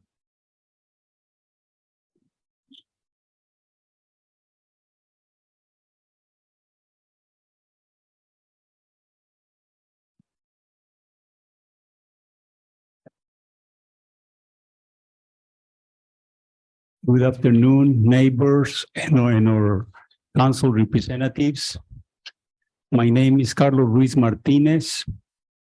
A few years ago, the cost of water and sewage increased. The reason we were told was that it was because the cities in the area were charging more than Greenfield. How was that money used to improve the water we drink? It is mentioned in the notice sent that the state and the federal government have certain requirements that we must meet. Before putting the economic weight on us, let's ask for assistance to the state and with Panera to the federal government. They have the funds and is so much more than us. With this action, notice the city is violating civil rights depriving them of the right to opinion and ignoring many families for the fact of not owning the place they rent, either house or apartment. We all know that they do pay for water and sewer services, but it is included with the rent. For example, Chispa or the other private owners will not protest the city, but will only pass the increases on their tenants.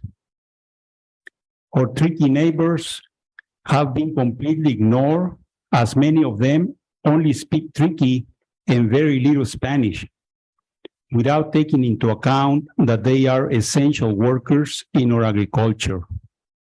The older and retired population lives on fixed low incomes, since Social Security only increases 3.5% in annual benefits. What will happen when we cannot pay the high cost of water and sewer and the services are disconnected? Also, the fact of asking for the protest to be in writing is with the intention that few will do so. This is emphasized 10 times in the notice sent. I pray and ask that you touch your heart by asking you to do what is right and help your community. Thank you very much for your attention. I'm going to translate what I just say into Spanish. Buenas tardes, vecinos y nuestros representantes del concilio. Mi nombre es Carlos Ruiz Martínez. Hace unos años se aumentó el costo del agua y alcantarillado. La razón que se nos dijo fue que era porque las ciudades en el área estaban cobrando más que Greenfield. ¿Cómo se usó ese dinero para mejorar el agua que tomamos? Se menciona en el aviso enviado que el Estado y el gobierno federal tienen ciertos requisitos que debemos cumplir. Antes de poner el peso económico en nosotros, preguntemos por asistencia al Estado y con panera al gobierno federal. Ellos tienen los fondos y es mucho más que nosotros. Con esta acción, aviso de la ciudad, se está violando los derechos civiles, privándoles su derecho a opinar e ignorando a muchas familias por el hecho de no ser dueños del lugar que rentan, ya sea casa o departamento. Todos sabemos que sí pagan por el agua, solamente que va incluido con la renta. Por ejemplo, Chispa o los otros dueños privados no van a protestar a la ciudad, sino solamente pasarán los aumentos a sus inquilinos. A nuestros vecinos triquis se les ha ignorado por completo, ya que muchos de ellos solo hablan triqui y muy poco español, sin tomar en cuenta que son trabajadores esenciales en nuestra agricultura. La población mayor ya jubilada vive con ingresos fijos bajos, ya que el Seguro Social aumenta solamente 3.5% en beneficios anuales. ¿Qué va a pasar cuando no podamos pagar los altos costos por el agua y se nos desconecte el servicio? El hecho de pedir las protestas por escrito es con la intención que pocos lo hagan. Se enfatiza 10 veces en el aviso enviado. Yo rezo y pido que se toquen el corazón, pidiéndoles que hagan lo que es justo y ayuden a su comunidad. Muchas gracias por su atención. Quiero mencionar algo. I'd like to mention something about the public notice that was sent to all of us residents. Not all of us, only the ones that received the bill and the owners of like Chispa and other privately owned apartments or houses. It says here, reasons for the proposed rate increases. The city of Greenfield is dedicated to providing exceptional water and sewer service. This is an insult to our intelligence. We all know that most people, I say 99, 98%, do not drink the water from the faucet. even new arrivals, because I have neighbors coming from Oaxaca, and I see that they also buy filter water. So this is not necessary to do that. We're not dumb. How many of you drink water from the faucets? This is the Mr. Martinez, petition that we pass around in our community to comply with what you ask in this notice of public hearing. Mr. Martinez, could you finish up your comments? Your Yes. time, please. We, the undersigned residents of Greenfield, protest the increases to the basic services of water and sewer for being unfair. Many families in our community have low or fixed incomes, and to increase 85% on sewer and 41% on water in 5 years is an abuse against the most vulnerable. And then I have the Spanish translation. So we have a bunch of signatures, each signature representing one, sometimes two, or even three families. And I like to present these, but I like to get a copy. I don't have a copy, but I like to present these to the city council. Please.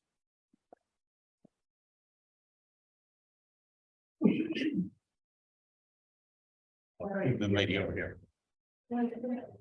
This is just a copy of what I said. Okay.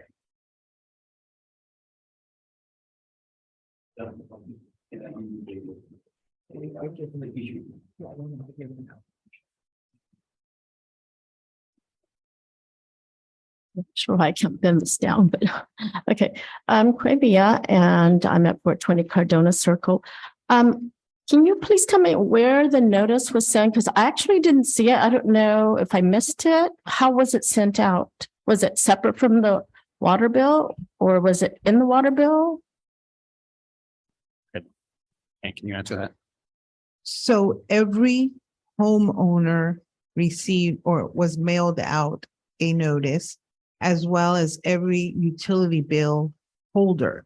So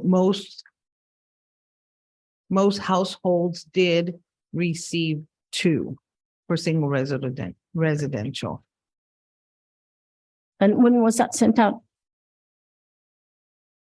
Like May 13th, 14th, something like that. 45 days prior to this day. Oh, okay. I just found out about it just recently. I don't know if I missed it. But I think when it's something that important, I definitely think it should be posted in front of on the bulletin as well outside, because it's a very important matter. I'm opposed to it. I did, as I was sitting, write down my protest. Like I said, just found out just recently. But our inflation's going up for just about everything, but incomes, generally speaking, for most people are not going up as much as inflation. It's a major hardship to raise the rates like that. So I asked the council to vote against this. I think we should have a public workshop. This is a very complex issue. The impacts we don't really fully understand. I don't know if there are any grants like the Clean Water Act. The state should have some bonds already that have been approved. I don't know if it's the Clean Water Act. I don't know what it's called. And I don't know whose job it is to research that. But before putting the burden on us, the ratepayers, many of us who, it would be a very, very hard, difficult, increase to bear. Let's see if we can find another way to pay for this. I think we should give people more time to protest, because I really don't think many people are aware of this. Thank you. Thank you for your comments. Anyone else?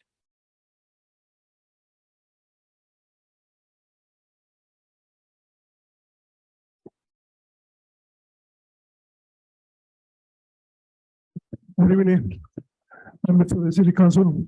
and the city manager. Today is very important to think it about the race to increase the water. Because most of the water is not for human consumption in Greenfield. 20 years ago, you can drink water in Greenfield, but today no. If you increase the water, make a study the economic impact in the community, especially in the people who doesn't work on the senior citizen too. Like I mentioned, la complex like a trees do not pay the water you pay by the people renting. It's very important to make a study after you increase the water because it is because you are elected by the people. Okay? Thank you very much for your comment. Anyone else?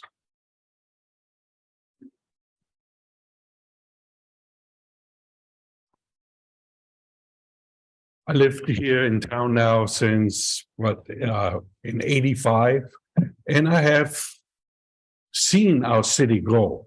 Okay. Our infrastructure on the water pipes from 101 going this way. Those pipes are ancient. When they laid those pipes, they never dreamed of our city moving across the highway that we know of 101. Because 101 back then was El Camino. That 101 didn't exist. 101 was El Camino, went right straight through town. So the water pipe, the water that comes into to the other side of the highway has to go to all these old pipes. As you're driving around town, you see our pipes breaking. They need to be fixed, okay? Water is not the issue. We have water. We have 2 water tables, and they come from Arroyo Seco, okay? They do not reach the city of Soledad. They do not reach King City. These are that's our water, okay? We have water, okay? But fixing those pipes so that way we don't lose the water going into the ground once it gets here in the city, okay? That's why it's pretty reasonable, 40%.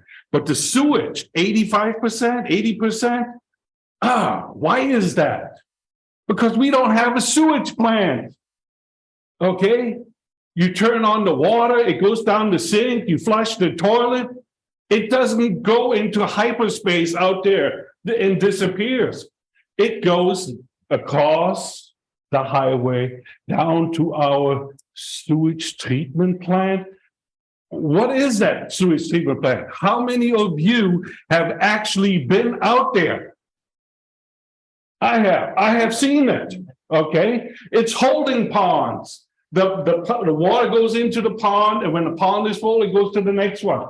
And it goes around robin, okay? And when that pond is dried up, we go in with a bulldozer and we dig it up, throw it into a semi-truck, and we move it to where? Where does it go? Marina, okay? Prices of gases went up, the trucks prices have went up. We need to break away from Marina. We need to build our own full-fledged sewage plant. Otherwise, we're just throwing money away. We're flushing it down the toilet if we don't fix the problem. I remember hearing about a year, 2 years ago that funds came in. Mr. Smith, can you wrap it up? Yes. Mayor White, where is that money? Let's put it to work, okay? Let's build that sewage plant so we're not throwing money away. As long as we don't build a regular sewage plant, okay? We have to make that investment. If we don't have enough money, maybe we need to consider putting a bond, okay? To build, fix that problem so that way we stop throwing money away. Mr. Smith.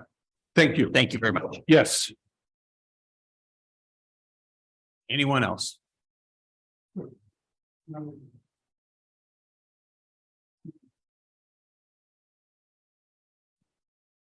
Hey, my name is Byron Roy and I live at 225 Borzani Circle. And this is my first time here. But I just wanted to say that since I've been here, the water rates have been pretty great. You know, just like the gentleman said, the only time that it really went up is because like Salinas and everybody's was so high, you know, and then y'all had to raise ours up. I've been here since 2010. And so I just wanted to say that at this time, I'm now a retiree, as most of us seem like that are here. So, you know, like you just said, that our incomes are fixed, you know, so like right now, you know, just look at everybody else, people paying $2,000, $3,000 a month just for rent. And now we got to go up to 80% in 5 more years. Sounds a little bit rough.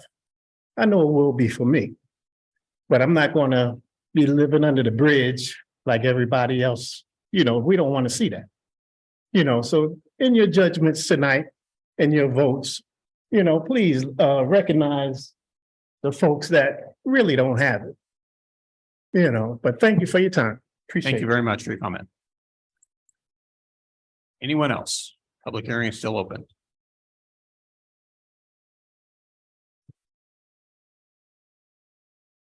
I don't.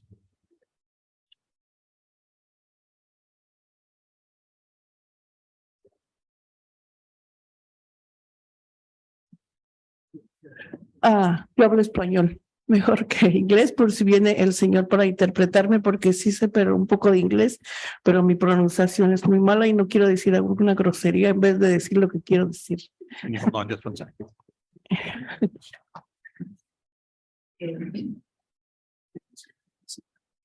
Mi nombre es Berta Cornejo. My name is Berta Cornejo. Y yo, desde que llegué aquí a Greenfield, como muchos están diciendo, ¿verdad?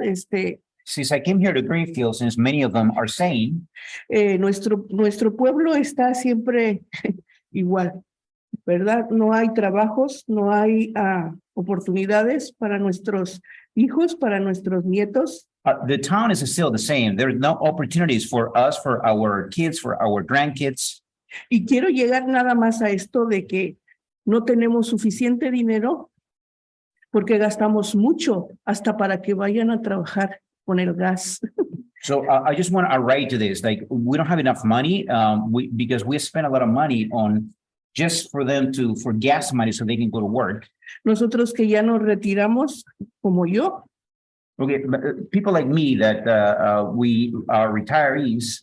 Tengo que trabajar aparte para poder ayudar a mi hija a que crezcamos a mis nietas. So I have to work on the side to help my daughter so that my granddaughters can grow.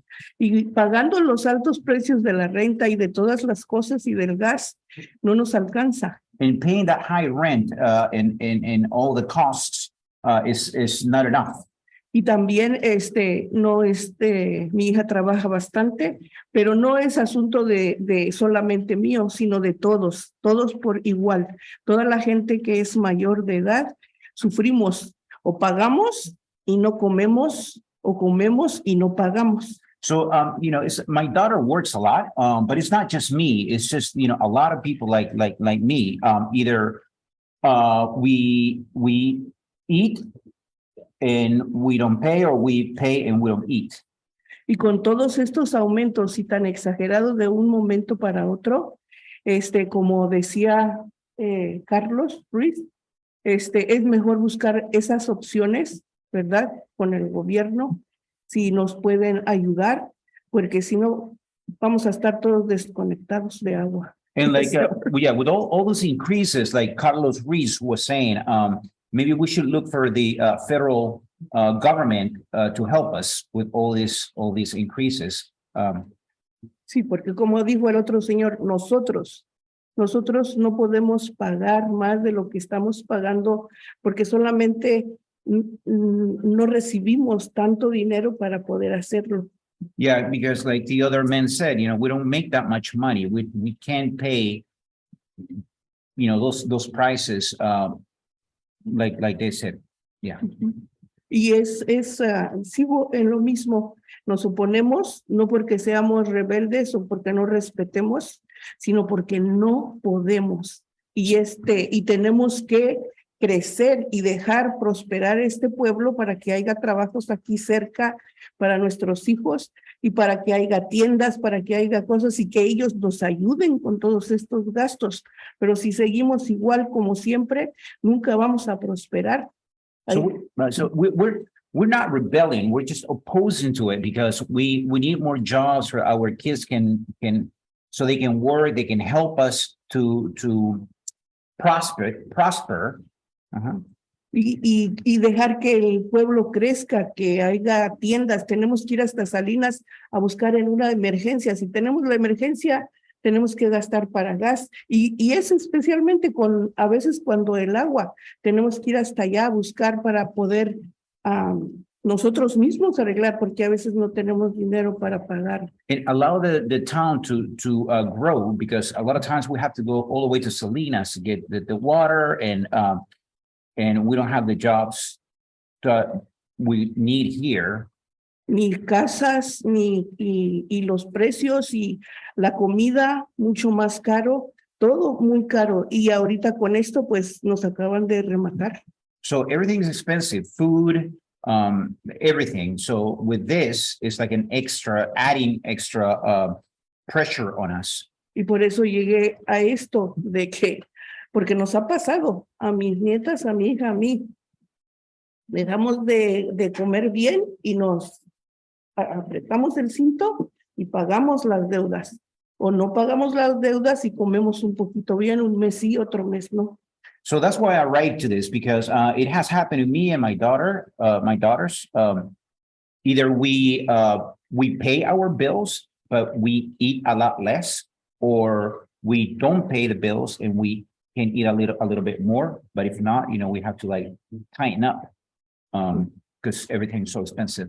Así es que, pues, por favor, hagan lo que sea mejor en sus conciencias y tomándonos en cuenta. So please do what is best in your consciences, and then for us. So please and thank you.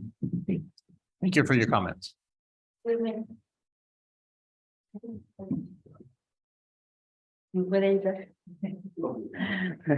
Voy a hablar.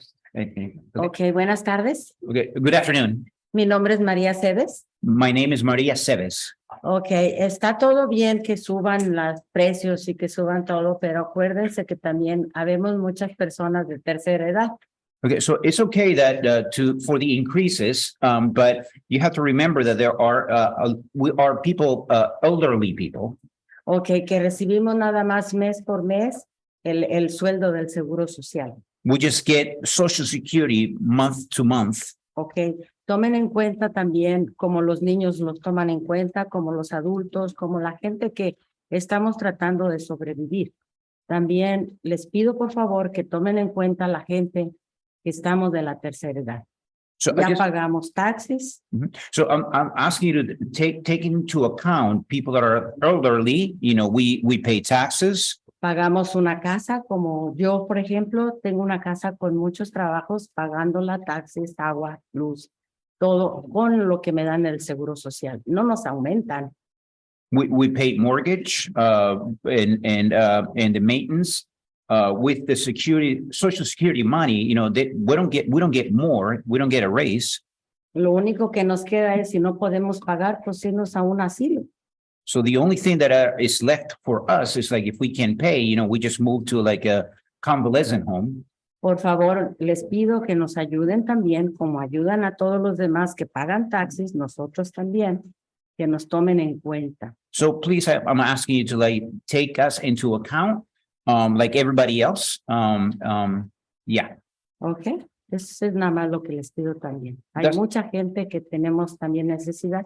Otra cosa también, no hay un entrenamiento, una diversión para la gente adulta. Ustedes no tienen nada aquí, nada.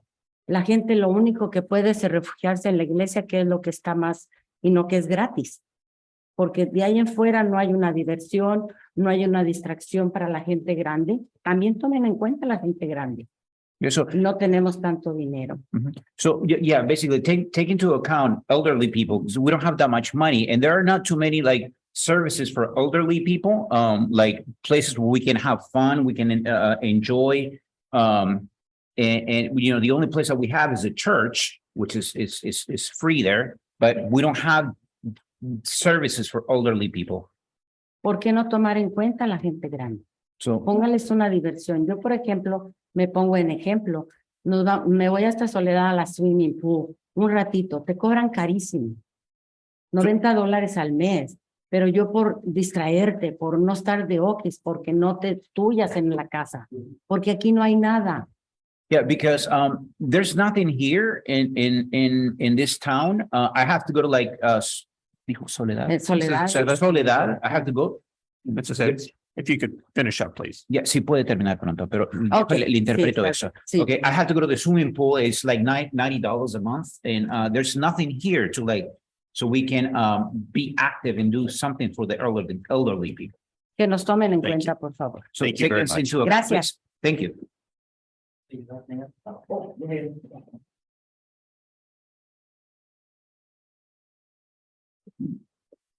Sí. Buenas tardes. Good afternoon. Mi nombre es Eulogio, vivo en 321 calle 5, aquí en Greenfield. My name is Eulogio. I live in 321 321 in calle 5. 5th Street here in Greenfield. Le quiero comentar algo. Se mira muy bien el número que nos están mostrando, ¿verdad?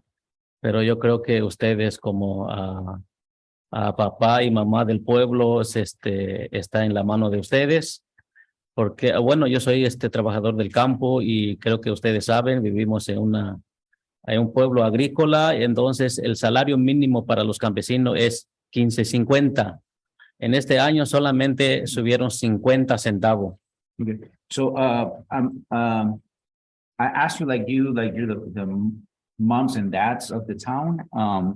I work in the field and I make $15.50 an hour. This last time that we only got an increase of 50 cents. 50 centavos creo que no alcanza para muchas cosas. 50 cents I don't think is enough for many things. La renta muy alta, la luz, el agua, todos los biles. Rent, water, bills, all the bills are very expensive. Comida y todo está arriba y creo que 50 centavos no alcanza para muchas cosas. Food, and I don't think like 50 cents is not enough for many things. Y cualquier persona o empresa que vienen, creo que ustedes muy fácil lo aprueban. Como por ejemplo el departamento que viven los contratados, trabajadores H2A, al lado en Walnut, al lado del Curicó para allá.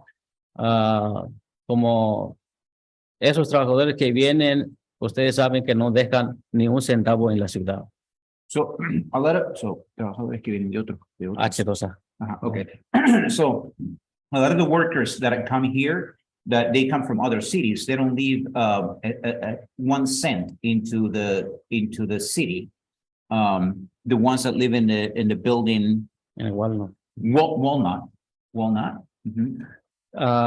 Yo creo que por lo menos ustedes como líderes del pueblo necesitan ponerle más atención a su pueblo, porque creo que los que votan por ustedes es el pueblo, no es los empresarios. So I think that you should pay more attention to the people of this town, because the people of this town voted for you. So yeah, pay more attention to the people of this town. Y creo que aquí el apartamento también, aquí los departamentos aquí en la 923 Walnut, yo creo que ustedes saben, ustedes son de la ciudad, saben lo que está pasando. A cada rentero le están cobrando de entre $200 a $300 en efectivo para pagar el agua y la basura. Y yo creo que ustedes saben eso, y eso es injusto, saben, porque hubo protesta y todo, y son de la ciudad, saben lo que está pasando, y cuando pasa eso, no son los dueños de la vivienda que pagan, sino son los renteros, como dijo el señor, los oaxaqueños que viven allí, son los que rentan y pagan, mientras miran que pueden aprovecharse de ellos, aprovechan muchos y yo creo que ustedes saben. So I think that you know, because you're from here, that the other building in Walnut, I think it's 290 address, they are charging us $250, $300 per water in cash, and for the trash. I think there were some protests that happened, and so I think that you guys should know about that. And like somebody else said, you know, the people that pay the rent, those are our expenses. Pues es todo. Muchas gracias. And that's all. Thank you very much. Thank you very much. Any other comments? All right, I will go ahead and close this public hearing. We have Patricia. Oh, we do have one, sorry. Go ahead, B. Hey, I was just listening to the comment, this last comment, and I think that this is something very important that, you know, either city manager or council needs to look into. This is not the first time I heard about it, so please, you know, take that very serious and, you know, look into this. Thank you. Right, thank you. All right, I will now close public hearing. All right, and bring it back to city council comments, review and action. Council comments.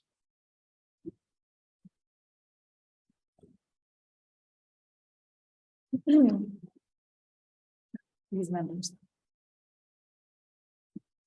Did you want me to report on any protests that we received? Yes, how many did you receive? So we only received 2 protest letters prior to the hearing. And then the ones from Mr. Ruiz, which we need to verify the addresses, but if for some reason they were all correct, in here it's 137 signatures. So it'd be a total of 139. There were 3,000, over 3,500 letters mailed to property owners, as well as over 3,500 letters mailed to the account holders. So there was a total of altogether was 7,172 that were actually mailed. Okay, thank you. Council question. I have a question for you, Anne. Out of those 7,000 letters, were they doubled with the, like, cause I know, like, I received a letter in the mail and then I received one in the water bill. So is that included in the 7,000 letters or? Yes, 7,000 was for both. Both. Okay, But you should have received 2 plus the one in your water bill. no, I remember one and then my water Yeah, bill. it should be 1 in a water bill. Yeah. So 2. Okay. Questions, comments? My question is about the percentages, right? Because it is like a really big percentage to when it goes 16%. And then in reality, so in a year, if we're looking at another 10, right, for year 2. Those 2 percentages compounded are, you know, more than really just 16%, because it's another one just a year later and that implies. So I guess my question is, what options do we have, like with our budget to, I know that we want to build the reserves, but is there a way that we can, you know, lessen that burden from it being such a high percentage to include on the residents? You want to take that? I'm gonna pass that over to Tony.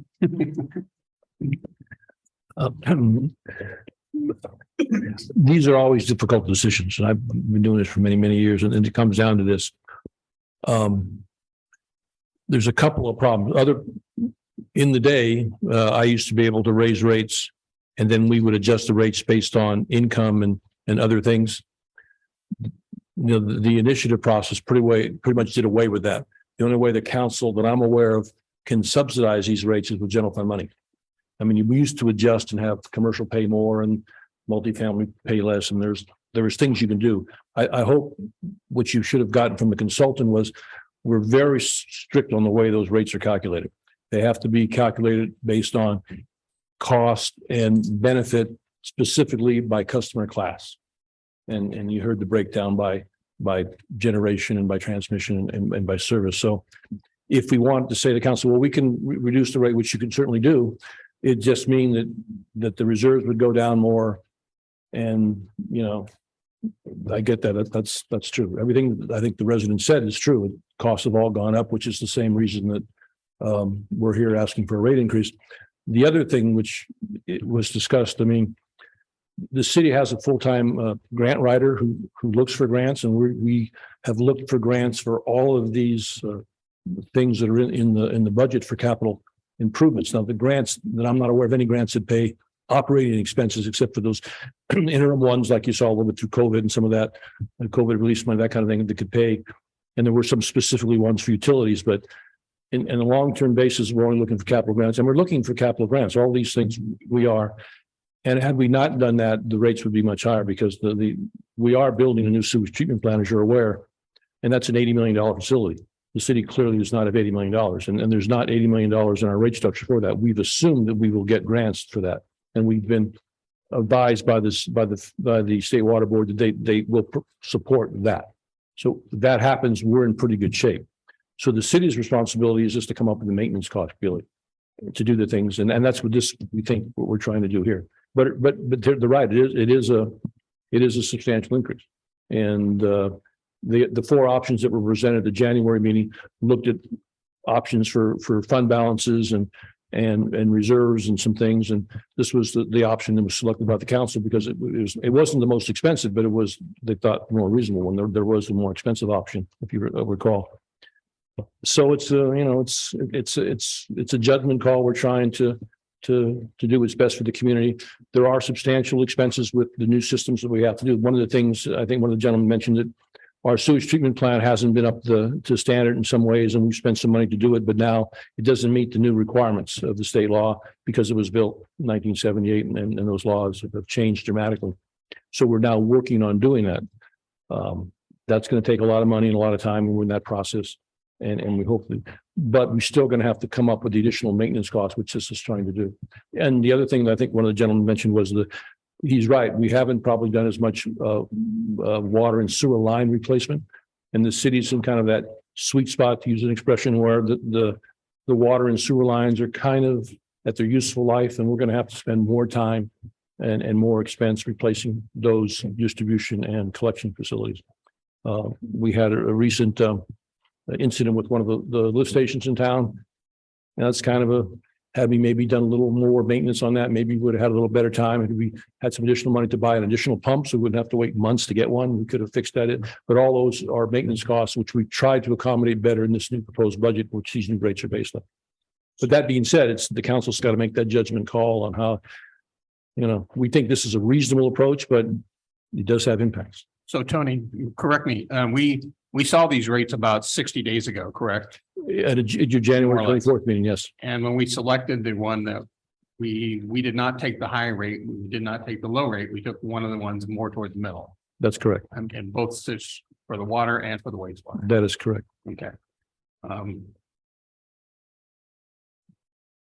So I guess what I'm asking, I think one of the slides showed a comparison to the other cities as far as rates were concerned. If we could see that one again, and if there was a slide for I'm not sure whether it was the water or whether it was wastewater, but I think there should be two slides to that effect. At least that's what we saw. Yeah, in the report, there is that rate comparison. Yeah, there was only the wastewater on that one. Okay. Yeah. Well, could you show us that one? It showed it more toward the middle compared to the other cities in the area.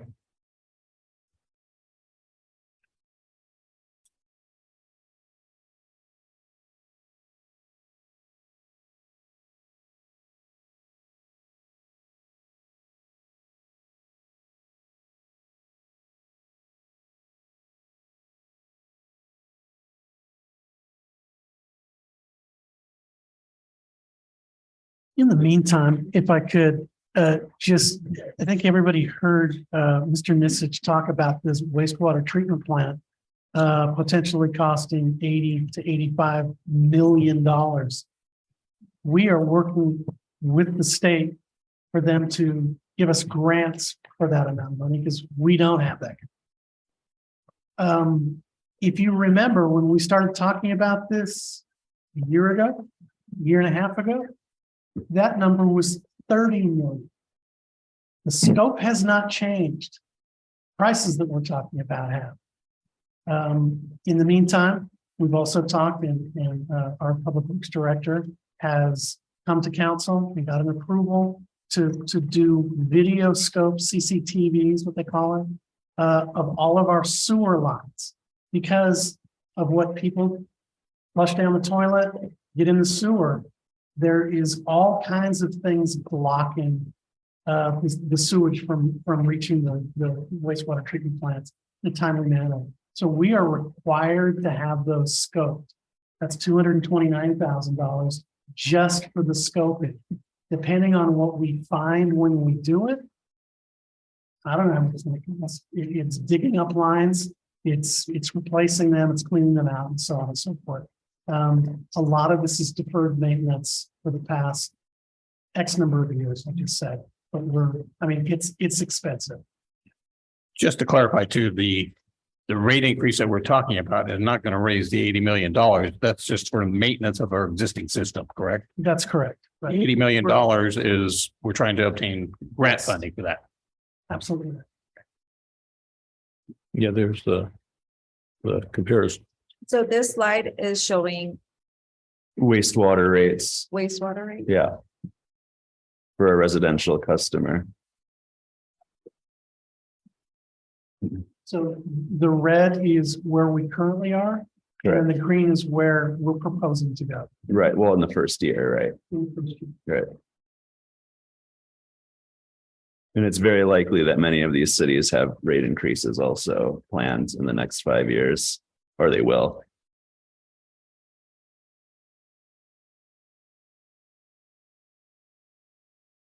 The closest comparison that I see is the city of Soledad, who we would still be under their current rate. And I know that they pay a lot because my sister lives out there and she pays a lot of money. When she saw my water bill, she was like, "That's all you pay?" And I was like, "Yes." And I thought that was not a little bit, but she pays maybe $50 more than I do a month. So. And this is with the rate increase, correct? The green line, the green bar will be with the rate increase. But I have to caution that these sort of comparisons are not the greatest way to look at this, because each district or city has different costs that are included and different levels of maintenance that are necessary and different treatment costs, et cetera. Now also, city manager, this grant that we're applying for, some of the conditions on that are to show that we are maintaining our existing system and doing our part toward keeping a solvent system. Absolutely right. As well as the water testing. We've heard a lot about water. Water is very regulated. The quality of the water is regulated.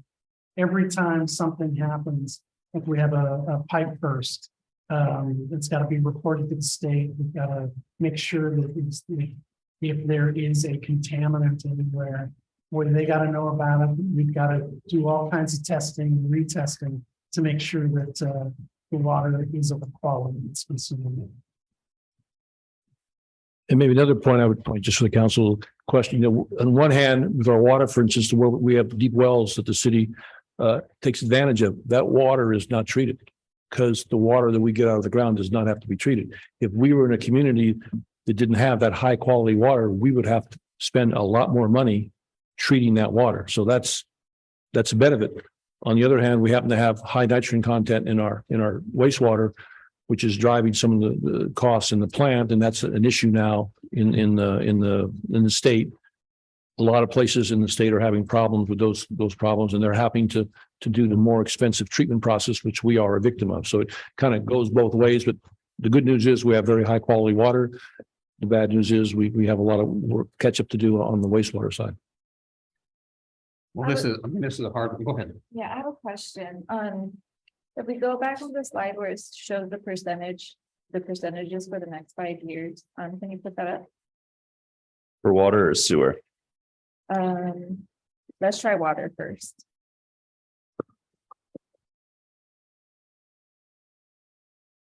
Okay, so would there be any way that like the first year is the most significant, that is 16%. Would there be a way to more or less average that out so it's not initially so much, like instead of 16, maybe it's 12 or, and then the following year you kind of add like 1 more % on that one, and then, the following year another %. Is that something that we can do? So ultimately, you can't raise the rates higher than what are on the Proposition 218 notice. So you But can, we could work with these numbers. you could go lower, right? The reason for having the initial increase being higher is that it solves cash flow issues right off the bat, and then you do collect that revenue throughout. And that means in the long term, the potential for when your next rate adjustment study comes along, you'll be on much better pace at that point. Increases your base. But there's the option of renoticing. So if the council did want to do a lower rate this year and a higher rate next year, would just require a new Prop 218 notice next year. Is that right? And so if we went like So the- 12% this coming. Right, it's not the percentages, What is it? it's the rates. So the number here. Okay. So if you went lower than that number, you could only go as high as the number the following year, et cetera, et cetera. But you could end up at that same charge at the end if you played with the percentages as well. Then that means less money is collected. Right. And I think like the purpose is, like you said, solving any cash flow issues like on the front end, but then does the benefit of that outweigh like the harm to a lot of residents to have to like incur that shocking increase all at once when we can space it a little bit to make that impact less severe on our residents? The problem is that it raises less funds at the end, even if you take the percentages and divide them out differently, the total amount of revenue will be different at the end. If you change the percentages. And then you'll have the same problem 5 years down the road. Right. I mean, this is a hard decision and rate increases are never easy. But, we have increasing costs with facilities, with personnel.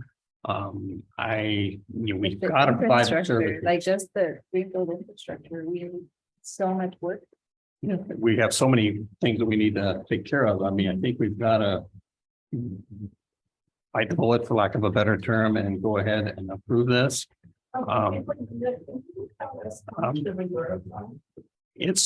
It's a tough one. That really is. You never like to increase rates, but you've got to,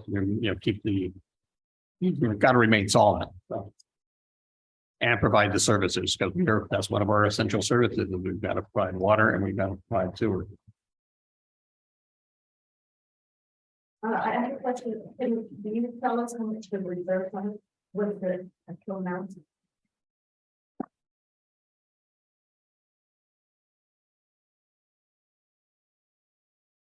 Right now it is 6.5 million. So you're saying you want the city to say 6.5 million reserve? Correct. A lot of that goes into paying for capital expenditures sometimes as well. And for the cash flow. Any other comments from council?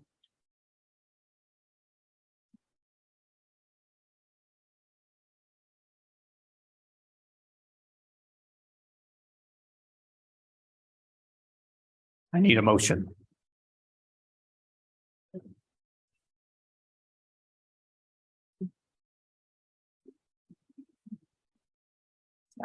Hello, Mayor White and Council, and all the residents who have come to speak about this. I'm Jamie Tugel, I'm the Public Works Director. And I do want to bring just part of this notice, just so the percentages do sound very high. When I look at it, it's intimidating.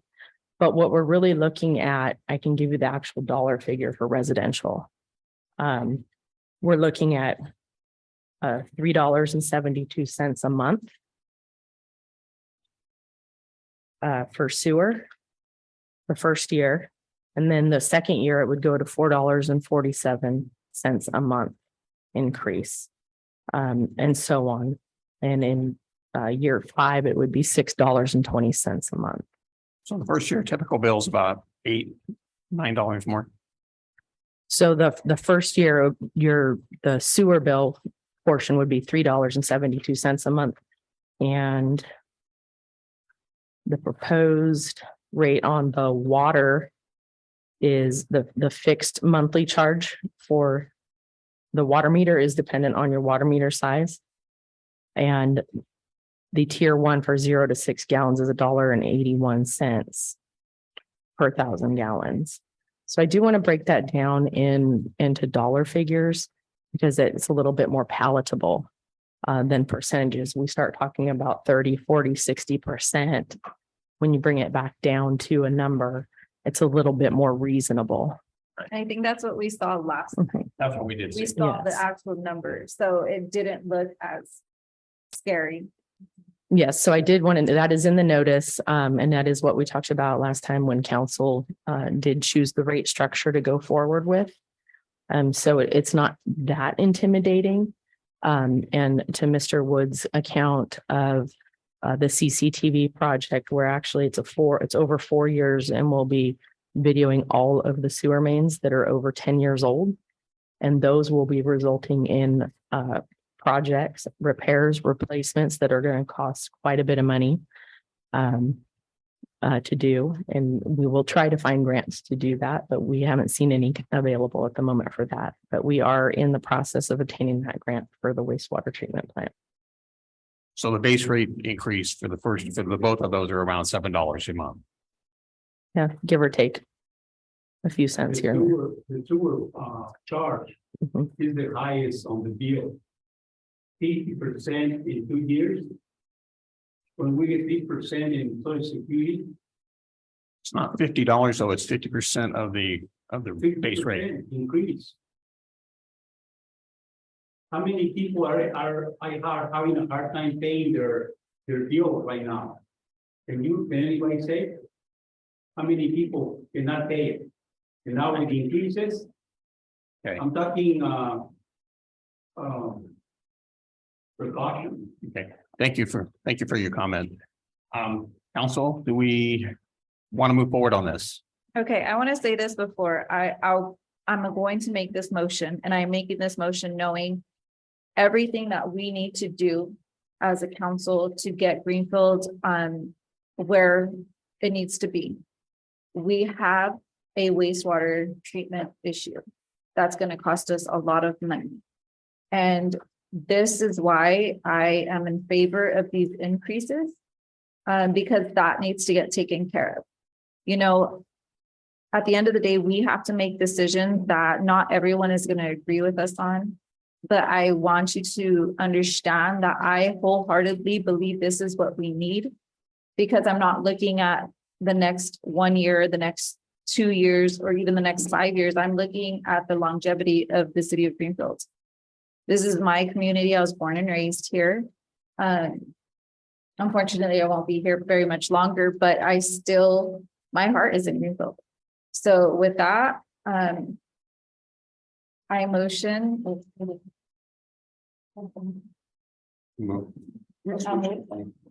Okay. Which one? Okay. I'll move to approve resolution 2023-90. Do I have a second on this? Then moved in second. All in favor signify by saying aye. Aye. Opposed? All right, thank you, lady. All right, we move to item J2.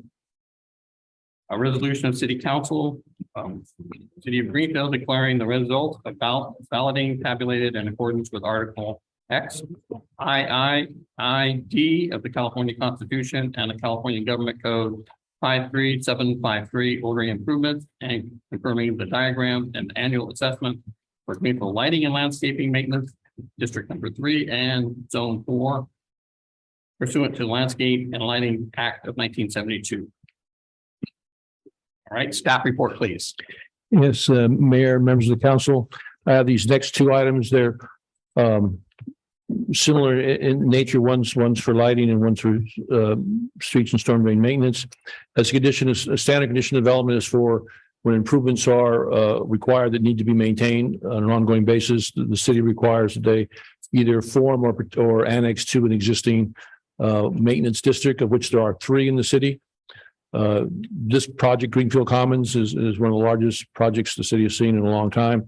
And as a condition of their approval, they were required to do certain improvements, both for street lighting and sidewalks and their basin landscaping that maintains that, and streets and storm drain maintenance. So the first item, J2, is a resolution that approves the engineer's report and levies the assessments on the parcels as identified for, on a per unit basis, which is in the spread methodology, which I won't bore you, but it's based on an equivalent unit.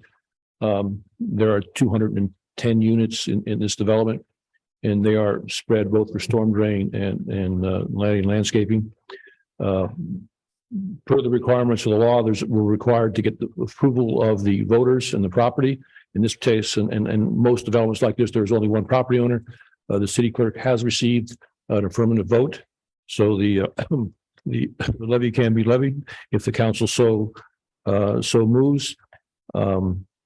We can go into more detail, but the first one is for the Lighting and Landscape District Act, and the second one is for that. So we need a separate motion on J2 is the motion approving the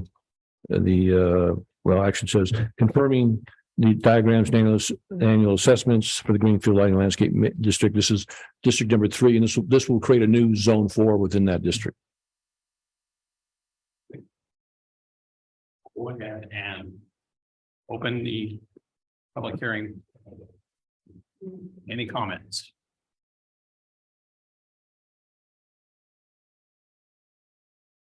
None here in chambers, and I see nothing online. I will go ahead and close public hearing. All right, city council comments, review and action. Any questions from council?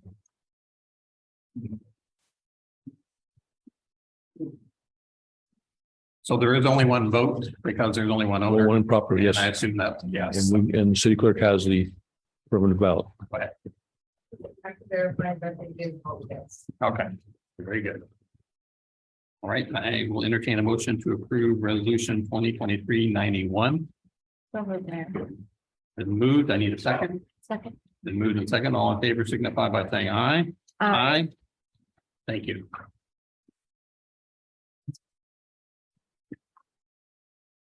A resolution, City Council, City of Greenfield declaring the results of ballot tabulated in accordance with Article XIIID, the California Constitution and California Government Code, Section 53753, ordering improvements and confirming diagrams and annual assessments for the Greenfield Street and Drainage Maintenance District 3, Zone 4, pursuant to the Benefits Assessment Act of 1982 for the 2023-2024 fiscal year. Staff report, please. Yes, Mayor and Council, this is the similar item to the landscape and lighting one, which was just approved. This is for the street and storm drain maintenance district number 3. This will again create Zone 4 within district number 3. The council previously approved the preliminary approved the engineer's report and the procedures at their April 11th meeting. This is the balloting meeting. We have received the ballot from the property owner of one in the affirmative. And with that, we recommend that the council adopt the resolution. I will go ahead and open the public hearing. Is there any comments on this item? Seeing none in chambers and online, I will go ahead and close this public hearing. City council comments, review, action.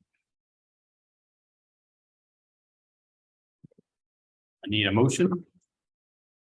So moved, Mayor. I need a second.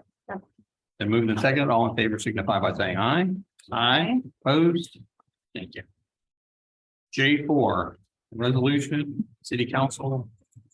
City of Greenfield approving the issuance of California Municipal Finance Authority qualified 501c3 bonds for qualified residential rental project in the aggregate principal amount not to exceed $80 million for the purpose of financing or refinancing the acquisition, construction, improvement, and equipment equipping Greenfield Commons 1 at 41206 Walnut Avenue.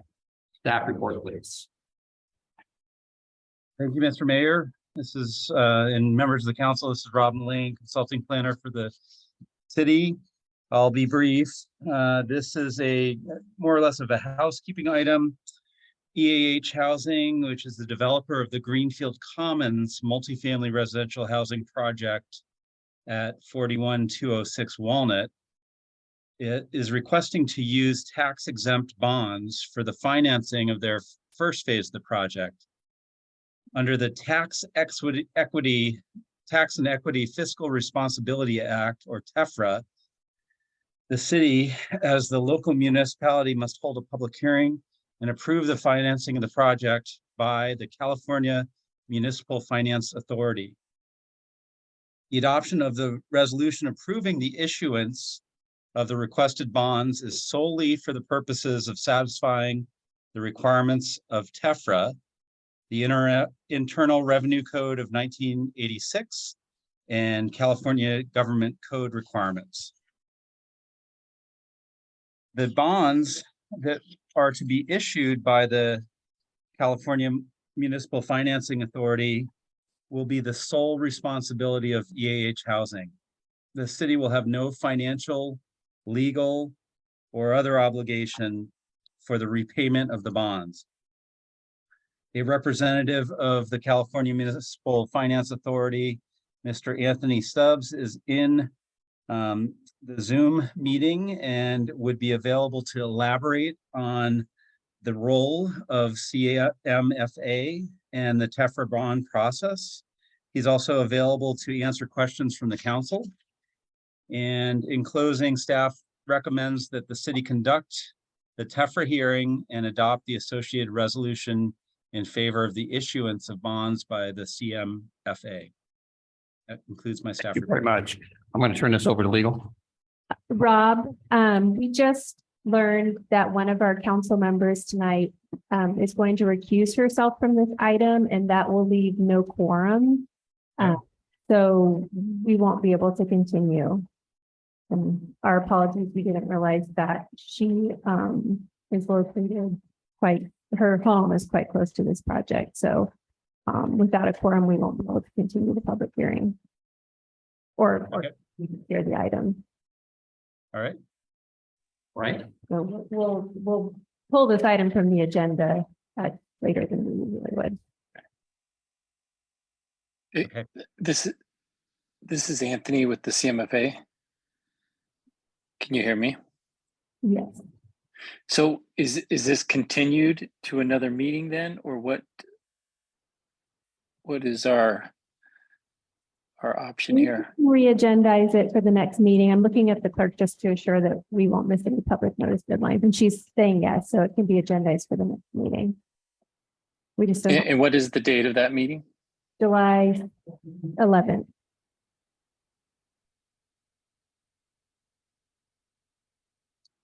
Thank you.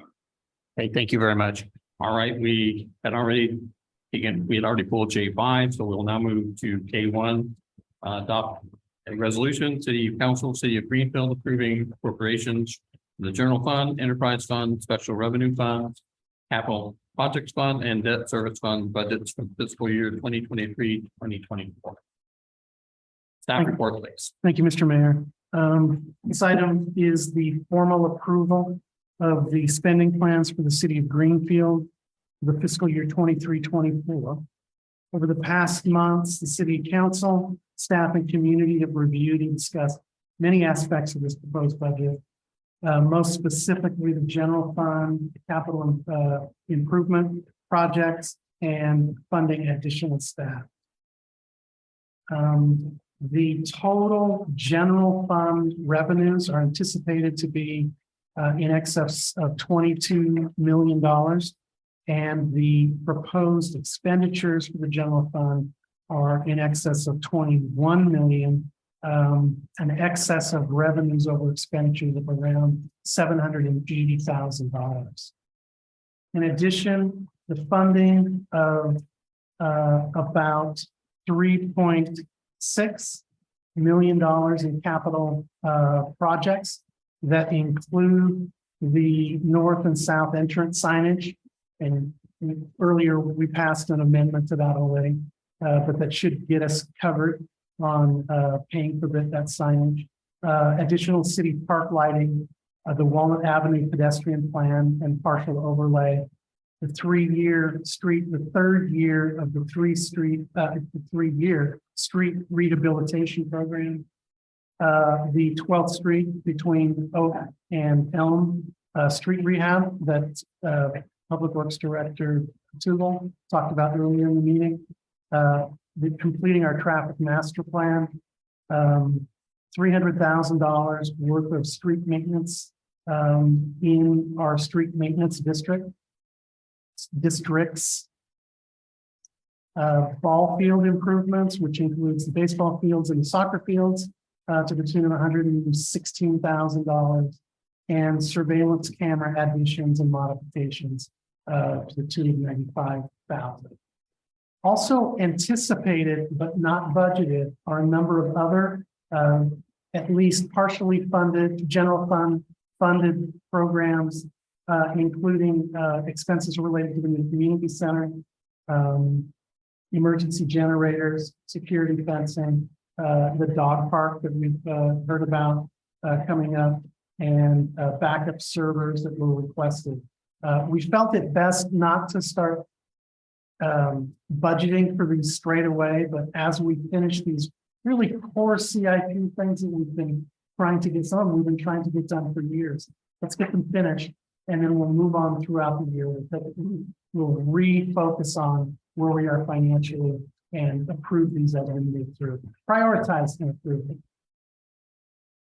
In addition, there are, as we've been talking about, a lot of capital improvement projects in the water and wastewater realm, mostly in the wastewater realm with our new wastewater treatment plant designs and environmental designs, spray field environmental studies, as well as interim sewer plant improvements, and then the CCTV, the scoping of those.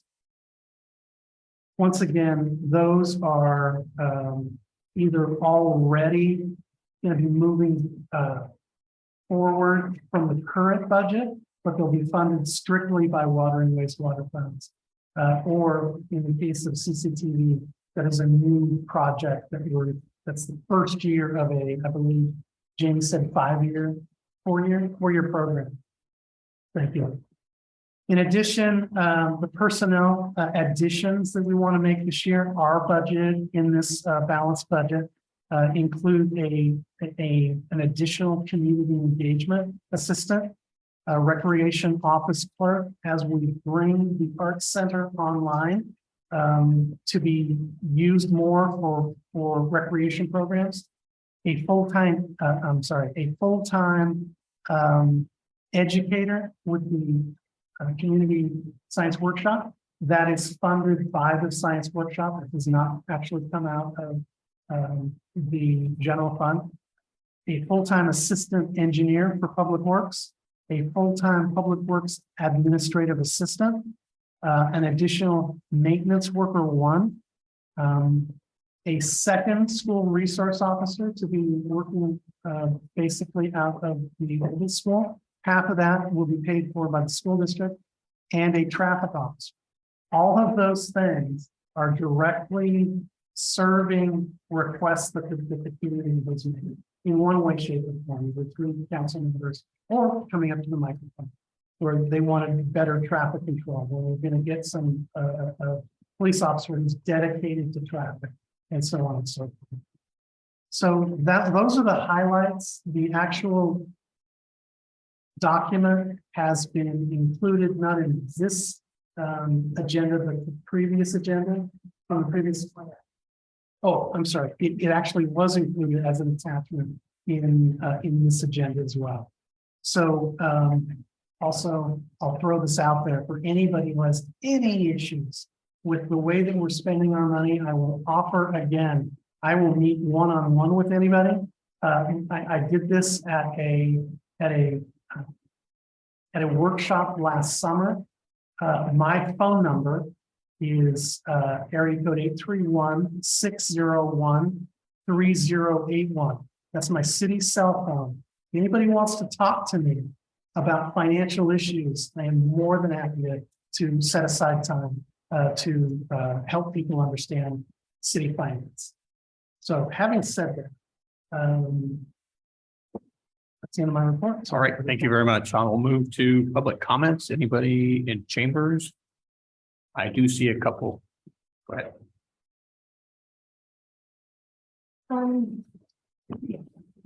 Public Works,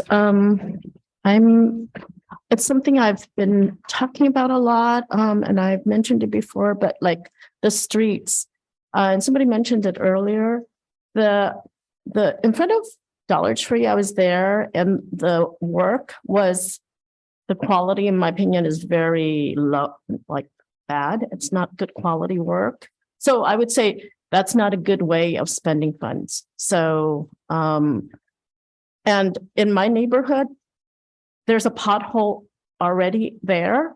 And I don't know, how, if there isn't money to fill that pothole in there. But also just trees.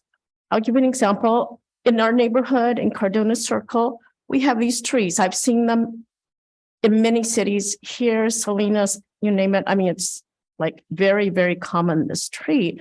And we know that the roots are going to uproot the sidewalks.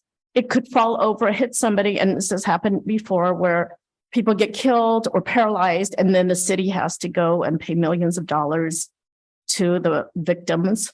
So I would say that these are kind of things that we can avoid expenses. And so I would like the city to take out these trees. Somebody told me, well, it would be my responsibility as a homeowner to pay some of it. And I said, no, because I have said they should not plant trees like that. But they keep doing it. So I'm not sure who to talk to about this, but these trees should be taken out. They will definitely, and you can look in many cities, you'll see them uprooted. My husband's disabled, he's in a wheelchair, so it's not accessible. So that's an ADA problem. So I'm saying that in many ways, our money could be used more wisely. Thank you. Thank you very much. I see a couple hands raised.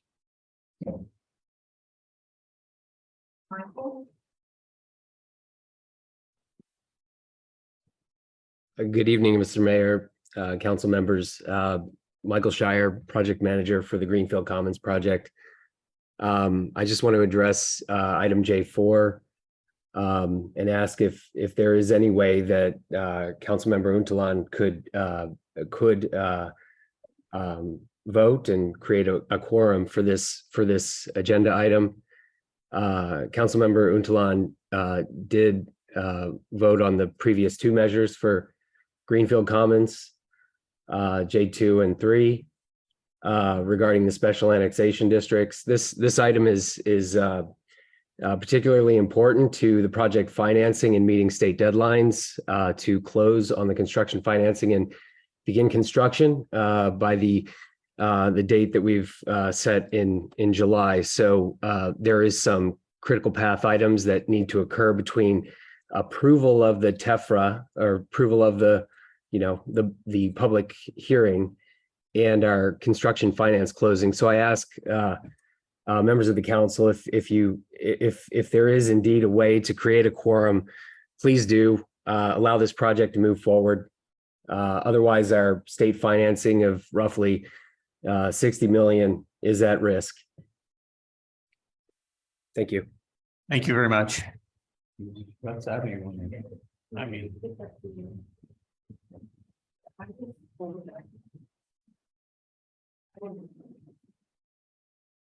So It's up to an individual council member to recuse themselves, when they think or when there is an actual conflict or a perceived conflict. And our advice, we don't give individual council members advice as to when they should or shouldn't recuse themselves, because it is their ultimately their responsibility, and they're the ones that ultimately suffer the consequences. But we do advise that when you're in doubt, that you should put it out. Okay. We could look into holding a special council meeting at some point if, staffed. But there would need to be adequate. Oh, that's noticing. right. That's it. And so, and how Okay. soon that. Okay, we can look into that. All right. I'm not sure. Michael, I mean, we can have staff reach back out to you and see what we can arrange. All right. Patrice Diaz.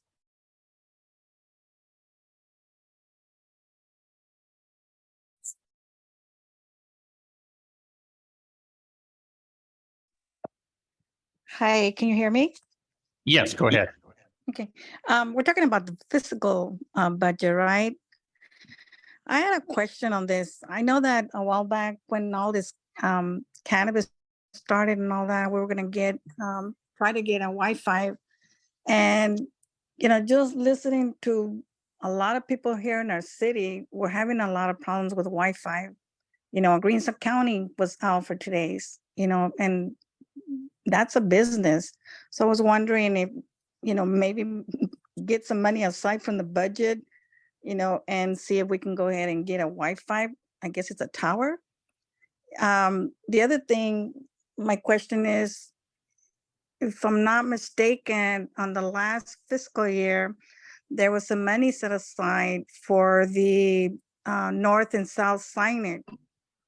So what happens to that money if, we never got the signs in? Where does that go? But then yet we're putting more money aside. I also think that it'd be good for the PD, if possible, to have a decibel for so much loud music here in the city of Greenfield. And officers don't even know the loudness of the music. So those are my, my things. Thank you. Thank you. Go ahead and answer that if you want. Thank you, Ms. Diaz. Regarding the first issue, I saw an article on KSBW's website talking about, it was a somewhat regional, at least South County outage for Spectrum related to some contractor cutting the fiber optic line was the issue yesterday. But to your greater issue, I know that we've got the South Salinas Valley Broadband Authority talking about and actually working on middle mile implementation, which would go down through, it would be laying fiber from Soledad down to King City. And we would, along with that physical infrastructure coming in, we would also be negotiating with a provider to provide high-speed internet as defined by the federal government for affordable prices, again, defined by the federal government. So it may not be exactly what you're talking about, but I know that's the direction we're headed at this point. The second issue related to the north and south entrance signage, yes, this has been going on for a number of years. What we keep doing is moving that budget. We have $194,900 remaining in that budget for the current year that will end at the end of this week.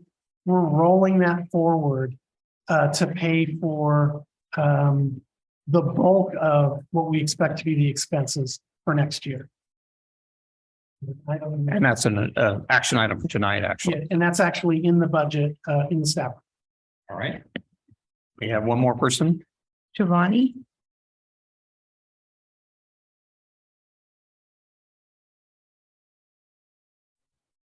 Hello, good evening. Go ahead. I just wanted to ask, this is my first city meeting, and for item J5, will you be discussing that? I know you said something about it. I just I wanted to ask about it. Will you be discussing it further tonight or? That one was pulled from the agenda. Oh, okay, thank you. When will it be installed? All right. Any other comments on this K1? Seeing none, I'll come out back to council for comments and review. Now I'll entertain a motion on 2023-94. Motion to approve. I need a second. Okay. Been moved in second. All in favor signify by saying aye. Aye. All right, thank you. K2. Resolution City Council, City of Greenfield to approve a one-year rental contract with Vortec Incorporated. Good evening, Mayor and City Council members. This staff report is geared toward the wastewater treatment plant again. As you know, we have been hauling sludge to Soledad because we haven't been able to adequately process that.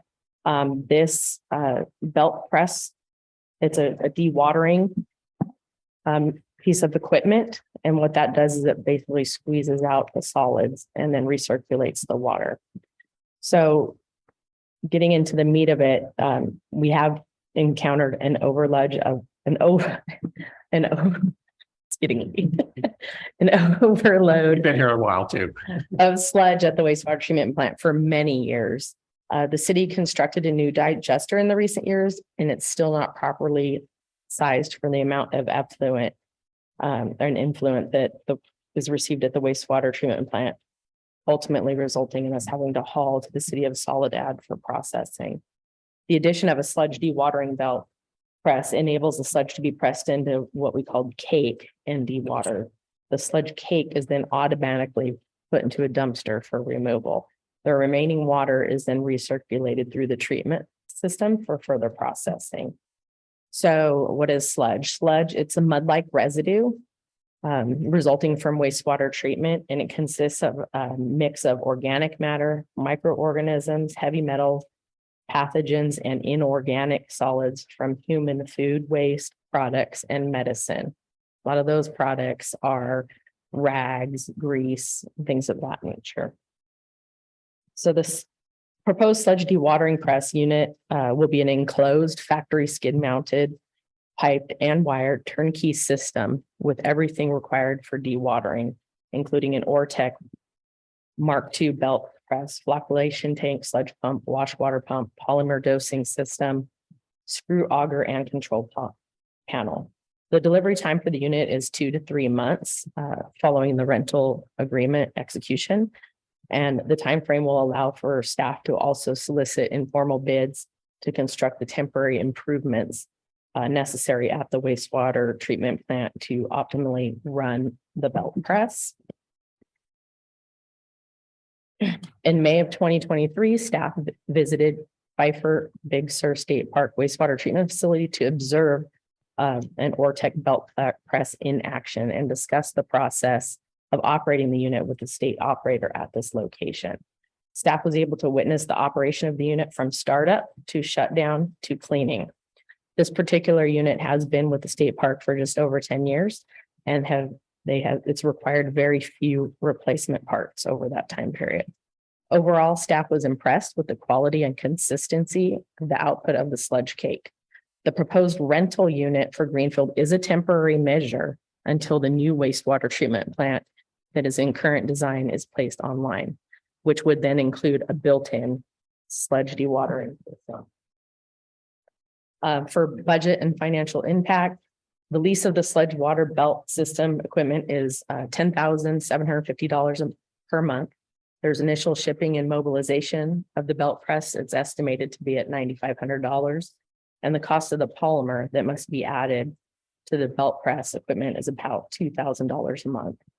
The total annual cost for the first year of operation would be $162,000. This expense for fiscal year 23-24 is captured in the budget that was just approved. Future years of operation are estimated to cost approximately $153,000, which will be captured annually through the budgeting process until the unit is no longer needed. And so staff recommends that the council adopt the proposed resolution and enter into the rental contract with ERTEC for a Mark II sludge dewatering belt brush and the associated materials like the polymer, and authorize the city manager to negotiate and execute the rental contract as outlined in the staff report. Okay, thank you very much. Public comments? I see none, so I'll bring it back to council. Comments, review, and action.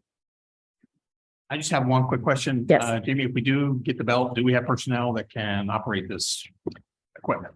You just approved an extra maintenance worker for me, so that person will be hired to assist in running and cleanup of this unit. It's not a full-time need on that particular unit, but it does not have to be certificated staff. And so that person will be doing a lot of maintenance around the wastewater treatment plant that is necessary as well. Any other questions? If not, I'll entertain a motion on 2023-95. So Need a second? second. Moved and seconded. All in favor signify by saying aye. Aye. Opposed? A3, resolution, city council, city of Greenfield awarding a public works construction contract in the amount of $198,162.50 to F. Leduca to construct the city entry signs.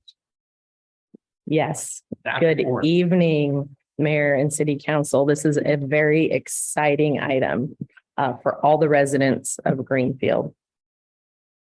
Restoring the Welcome to Greenfield sign, gateway signage at the city's north and south entrances along Highway 101 has been an interest to the city since previous signage was removed approximately 6 or 7 years ago. Previous signage was taken down after years of weathering and storm damage. And that was definitely a source of community pride and identity. Restoring these signs is a priority for City Council as well as the Planning Commission.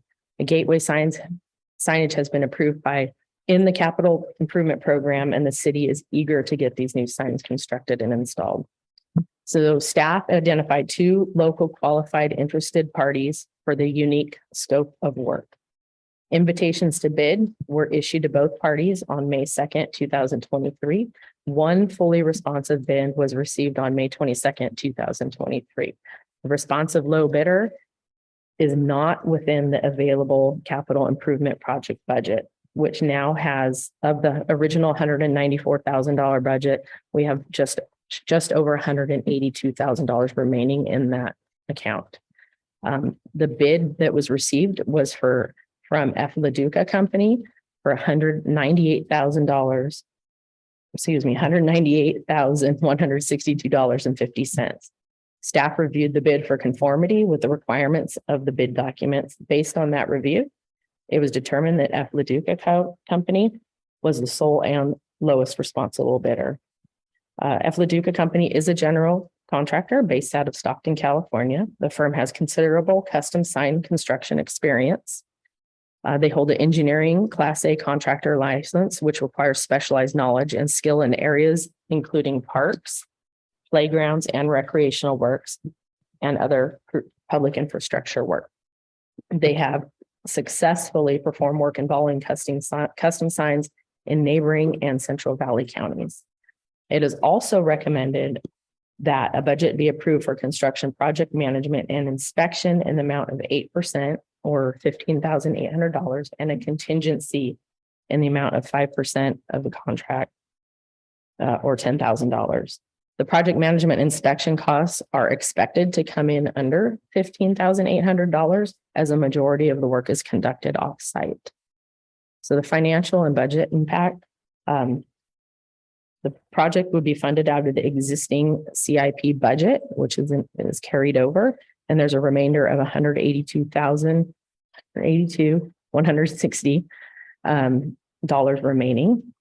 And then we would need to get a supplemental appropriation from the city council to the CIP project of the remaining $41,802.50 from the general fund to award and construct the project. So again, the city's proposal in the amount of $198,162.50 was the lowest responsible bid, and it is not within the available construction budget. The construction management inspection services would be performed by the city engineer or M&S engineers at a cost not to exceed the $15,800 or 8%. And this is not currently in the CIP budget. And the contingency fund of approximately $10,000 for unexpected project delays and scope changes is also not within the current CIP budget. I did do a breakdown of the complete construction costs in this little table, and you can see what the total project costs are, what the available budget is, and the supplemental appropriation that would be necessary to continue this project. And so I'm asking council and recommending that the city council adopt the proposed resolution to award the contract to F. LaDuca Company and authorize the city manager to negotiate and execute the construction contract and approve a supplemental appropriation from the general fund to the current CIP as outlined in the staff report. Thank you. I will open it for public comments.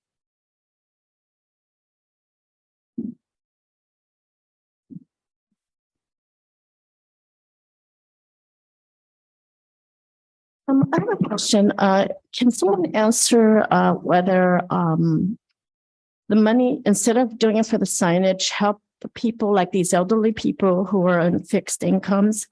And even if it seems like $20, $40 is very little to some of us, for some of them, they're like in the red. They have to decide between that and eating. So to me, this is not a wise use of funds if we can move it around and reduce the maintenance costs for the sewer system or whatever water treatment or whatever it is, capital improvements, whatever it is that, you know, is made you vote to raise the rates. Can somebody answer that question? The attorney maybe? I will give it a shot. First of all, as our our consultant that did the slideshow said, the water and wastewater enterprise, the individual utilities are enterprise funds, which basically means it's an accounting way of saying that they are responsible unto themselves. So any revenues that come in for water and wastewater should be generated by the utility itself. Any capital projects that it needs to expend funds on are generated and used from those revenues. This particular capital project, the signs, is a general fund thing, and it's not supposed to necessarily fund things in the water and wastewater enterprise funds. There was a presentation and the lady was, I think, asking the city for funds to pay for, you know, their program. I remember being a meeting here and people were asking for money for popcorn or for, you know, graduation night or something, grad night. If that kind of expenditure can be, you know, allocated, then how about these elderly people who need, you know, food to survive, to live? Is there a way to allocate some grants to them to help them pay for the water, you know, their bills, their sewer bills that they are struggling, obviously, already to pay for? So I would suggest, rather than couching it as an issue of raising water rates and wastewater rates, if what they're having a problem with is having enough money to eat, certainly call the United Way, certainly call nonprofits that deal with those types of issues. I don't mean to sound cold and callous.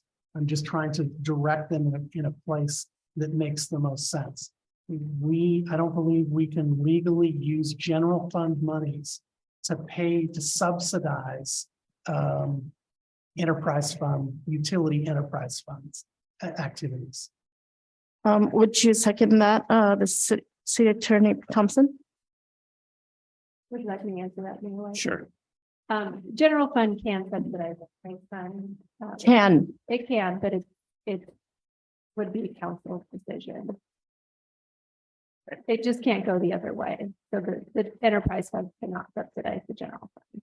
Oh, but general fund can subsidize enterprise fund, so It's legal. It's legal. but it's uncommon and usually not allowed. but it's legal. Why is it not advised? Go ahead. So I think as city manager would explain, the enterprise funds are typically run like a business, and so they're self-supporting. I think we do need to get back on track on this item. So, Thank you. If you have additional questions, please reach out to city manager. He can go over some stuff with you on the budget related items. All right. Any other public comments? Looks like we have one. Hi, this is Beatriz Diaz. We are talking about the signs for north and south. Am I correct? That is correct. Yeah. My only question on this, do we have a location or did I miss that?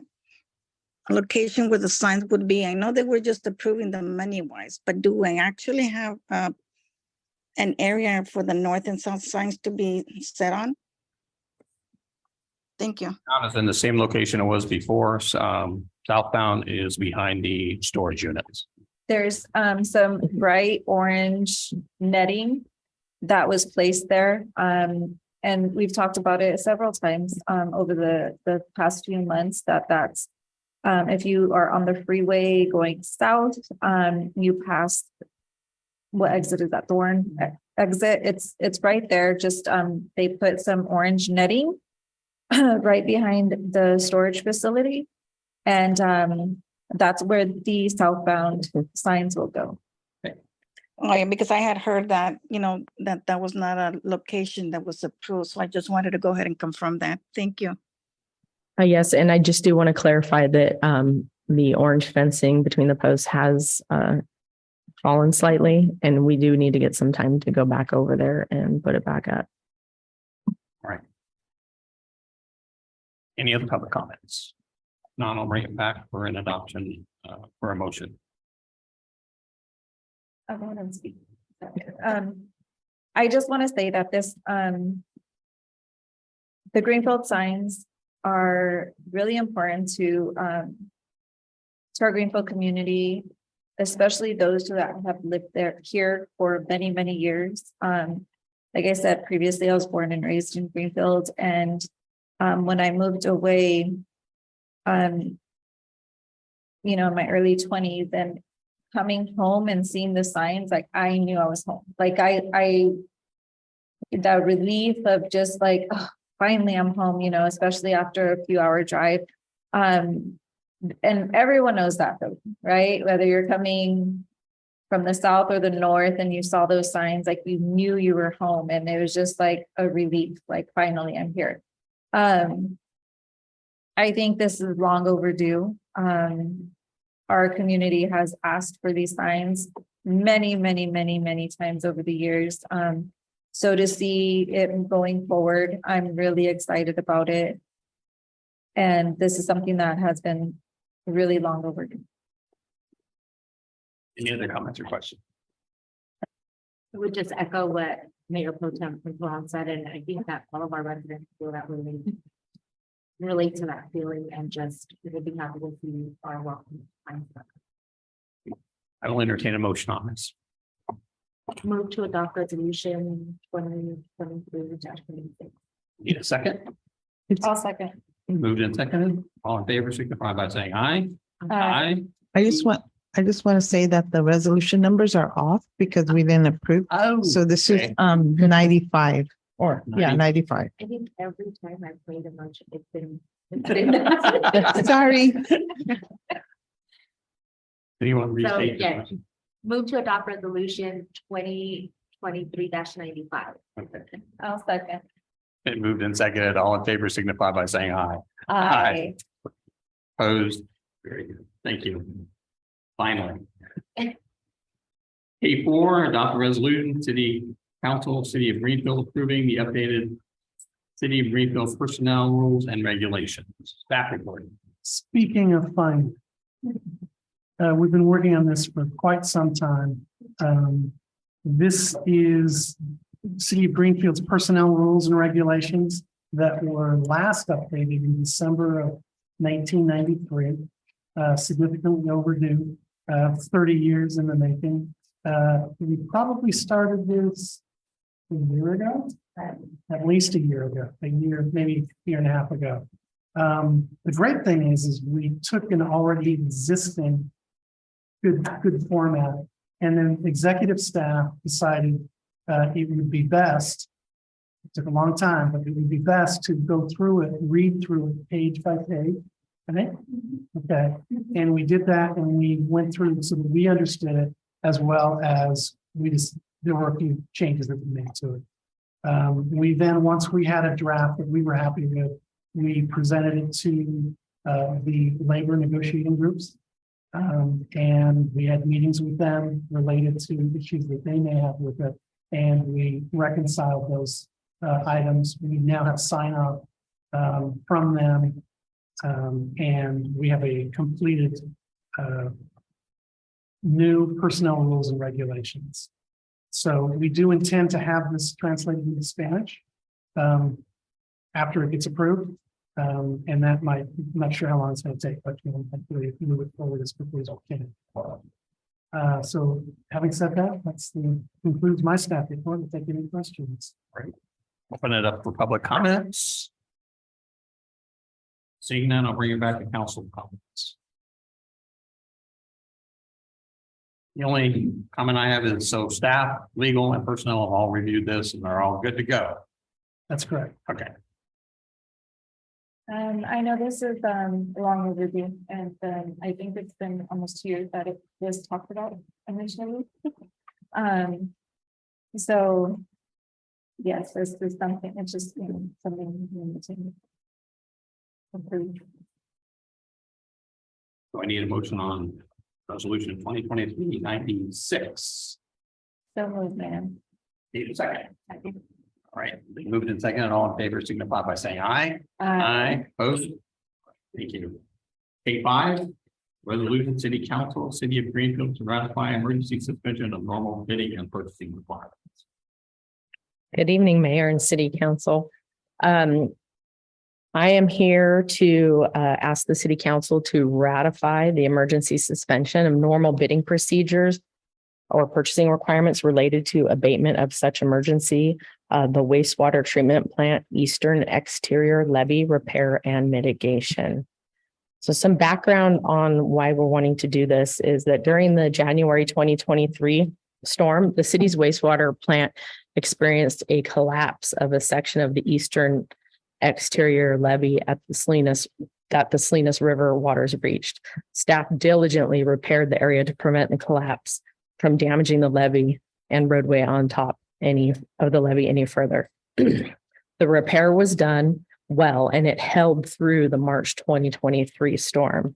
A few months following the March 2023 storm, as soils began to dry out, the same section of the eastern exterior levee collapsed. Upon discovery and further inspection, staff witnessed multiple areas of the same levee that had sloughed off or began to collapse. While other sections were not damaged majorly, they did raise concern. During this period, staff was working with FEMA to create a project with added mitigation measures for the levee repair and receive authorization from the water board to use existing soil that had been removed from the bottom 2 feet of rapid infiltration basins. The water board did approve the use of the on-site soil.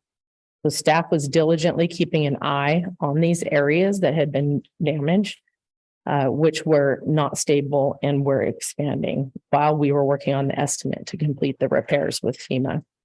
During a follow-up site inspection of the levee during the second week of June 2023, staff observed sloughing and collapse of the existing damaged areas that was larger. There is an exhibit attached to the resolution showing the vicinity. The continuation of sloughing and collapsing was caused to take immediate action and deem the repair and added mitigation as an emergency. Staff met with FEMA and discussed the situation and that this had now become an emergency repair and that the city would be following its purchasing policy for emergency services.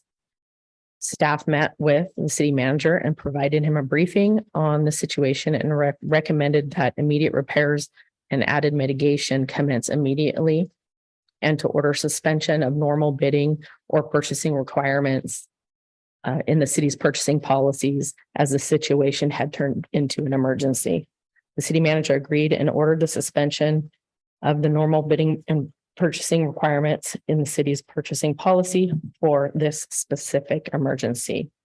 And then staff located an local engineering contractor to meet on site and discuss the emergency repair and added mitigation needed. The contractor is able to start immediately once relocation of surplus material products, excess pipe and things like that that were being stored is relocated by staff, which as of the date of the staff report, when it was written, was 60% complete. As my understanding that we're about 98% complete and about ready for that contractor to start. There is not currently a budget in place for this emergency work. With the cost unknown, staff will bring back an estimate to city council for appropriation. And then this emergency work will be reimbursable by FEMA. Just as we had deemed with the first storm, I think was $95,000 borrowing from ourselves. So that will come back at a future date when I have a rough number to be able to do so. And so I would like to recommend that the city ratify the city manager's order to suspend normal bidding or purchasing requirements related to abatement of such emergency, which is the wastewater treatment plant eastern exterior levee repair and mitigation. And I'm happy to answer any questions. Right. First, let's open it up for public comments. Are there any public comments? Did you say the name of the company that was contacted? There's not actual contract paperwork in place, but it is Swift Tectonics. And they don't give you approximate number. They will be, yes. It's the terrain is a little bit rough to traverse by foot. And so we're working on that with the contractor to be able to get that number. Any other public comments? If not, I'll bring it back to council. Your questions? Any questions from council? Just for Paul, you discussed this with Public Works and years ago. Yes. Yeah, we'd rather the levy not fall. My question is it a contractor that we have worked well with before? Yes, we have worked with this contractor before. I'll entertain a motion on this item. So I'll second. Moved and seconded. All in favor, signify by saying aye. Aye. Opposed? Thank you. All right, we are not doing closed session, so we're moving to brief reports on conferences, seminars, and meetings. League of California Cities, Monterey Bay Division. Need update on that?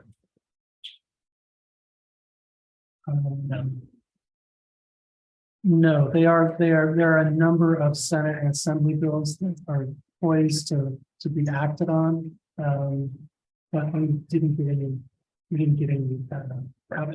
no recommendations. Yeah. All right, AMSI. AMSI.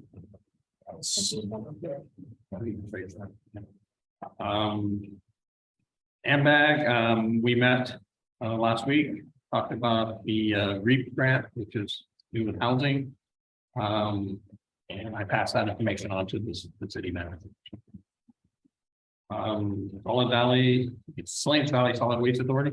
I did not make it to that meeting. I had every intention to be there, but I got food poisoning, so I was not able to attend. But they did, it was a short meeting. And I know they did the presentation for AB 9. Monterey Salinas Transit. I didn't attend, so I reached out to Mayor Pro Tem. Who's wanted to attend, she was an alternate, and so. They did a lot of recognitions for their employees. They recognized Councilwoman Martinez for her service of 6 years, I believe, to the board. And they had a closed session. Monterey County Mayor's Association, we met a couple weeks ago. A lot of discussion on tourism. But I think that get some people to come in and talk to them. Salinas Valley Mayors and Managers, we met yesterday. Big topic is ag mitigation, which is the setting aside land when you do a subdivision. So we're trying to get the power to be to make sure that it stays at a 1-to-1 ratio on that one. And we're planning on trying to meet with the ag commissioner at our next meeting, which will be in August. Planning commission. I don't think there was wasn't a planning commission meeting. Okay. City attorney report. I don't have anything specific to report. I did want to just remind council that these are your meetings. And so if you have comment from the audience, you're not required to respond or answer questions, you may. But I just want to empower you. You give opportunity for public comment, which is required, but outside of that time, you're not required to respond to or necessarily listen to comments. Almost got it right now. So, thank you. All right, city manager report. I just want to thank council for the support on the budget. We are getting to a point where we have a lot of staff and we're getting close to being fully staffed and people are getting the program. So if you've seen, seems like the last couple of months, things are kind of going pretty well. It's going to get better than that. We still have our ups and downs in certain positions, but so hopefully you'll see more and more really good things. I appreciate it. Thank you. All right, thank you very much. Meeting is adjourned. Thank you, ladies.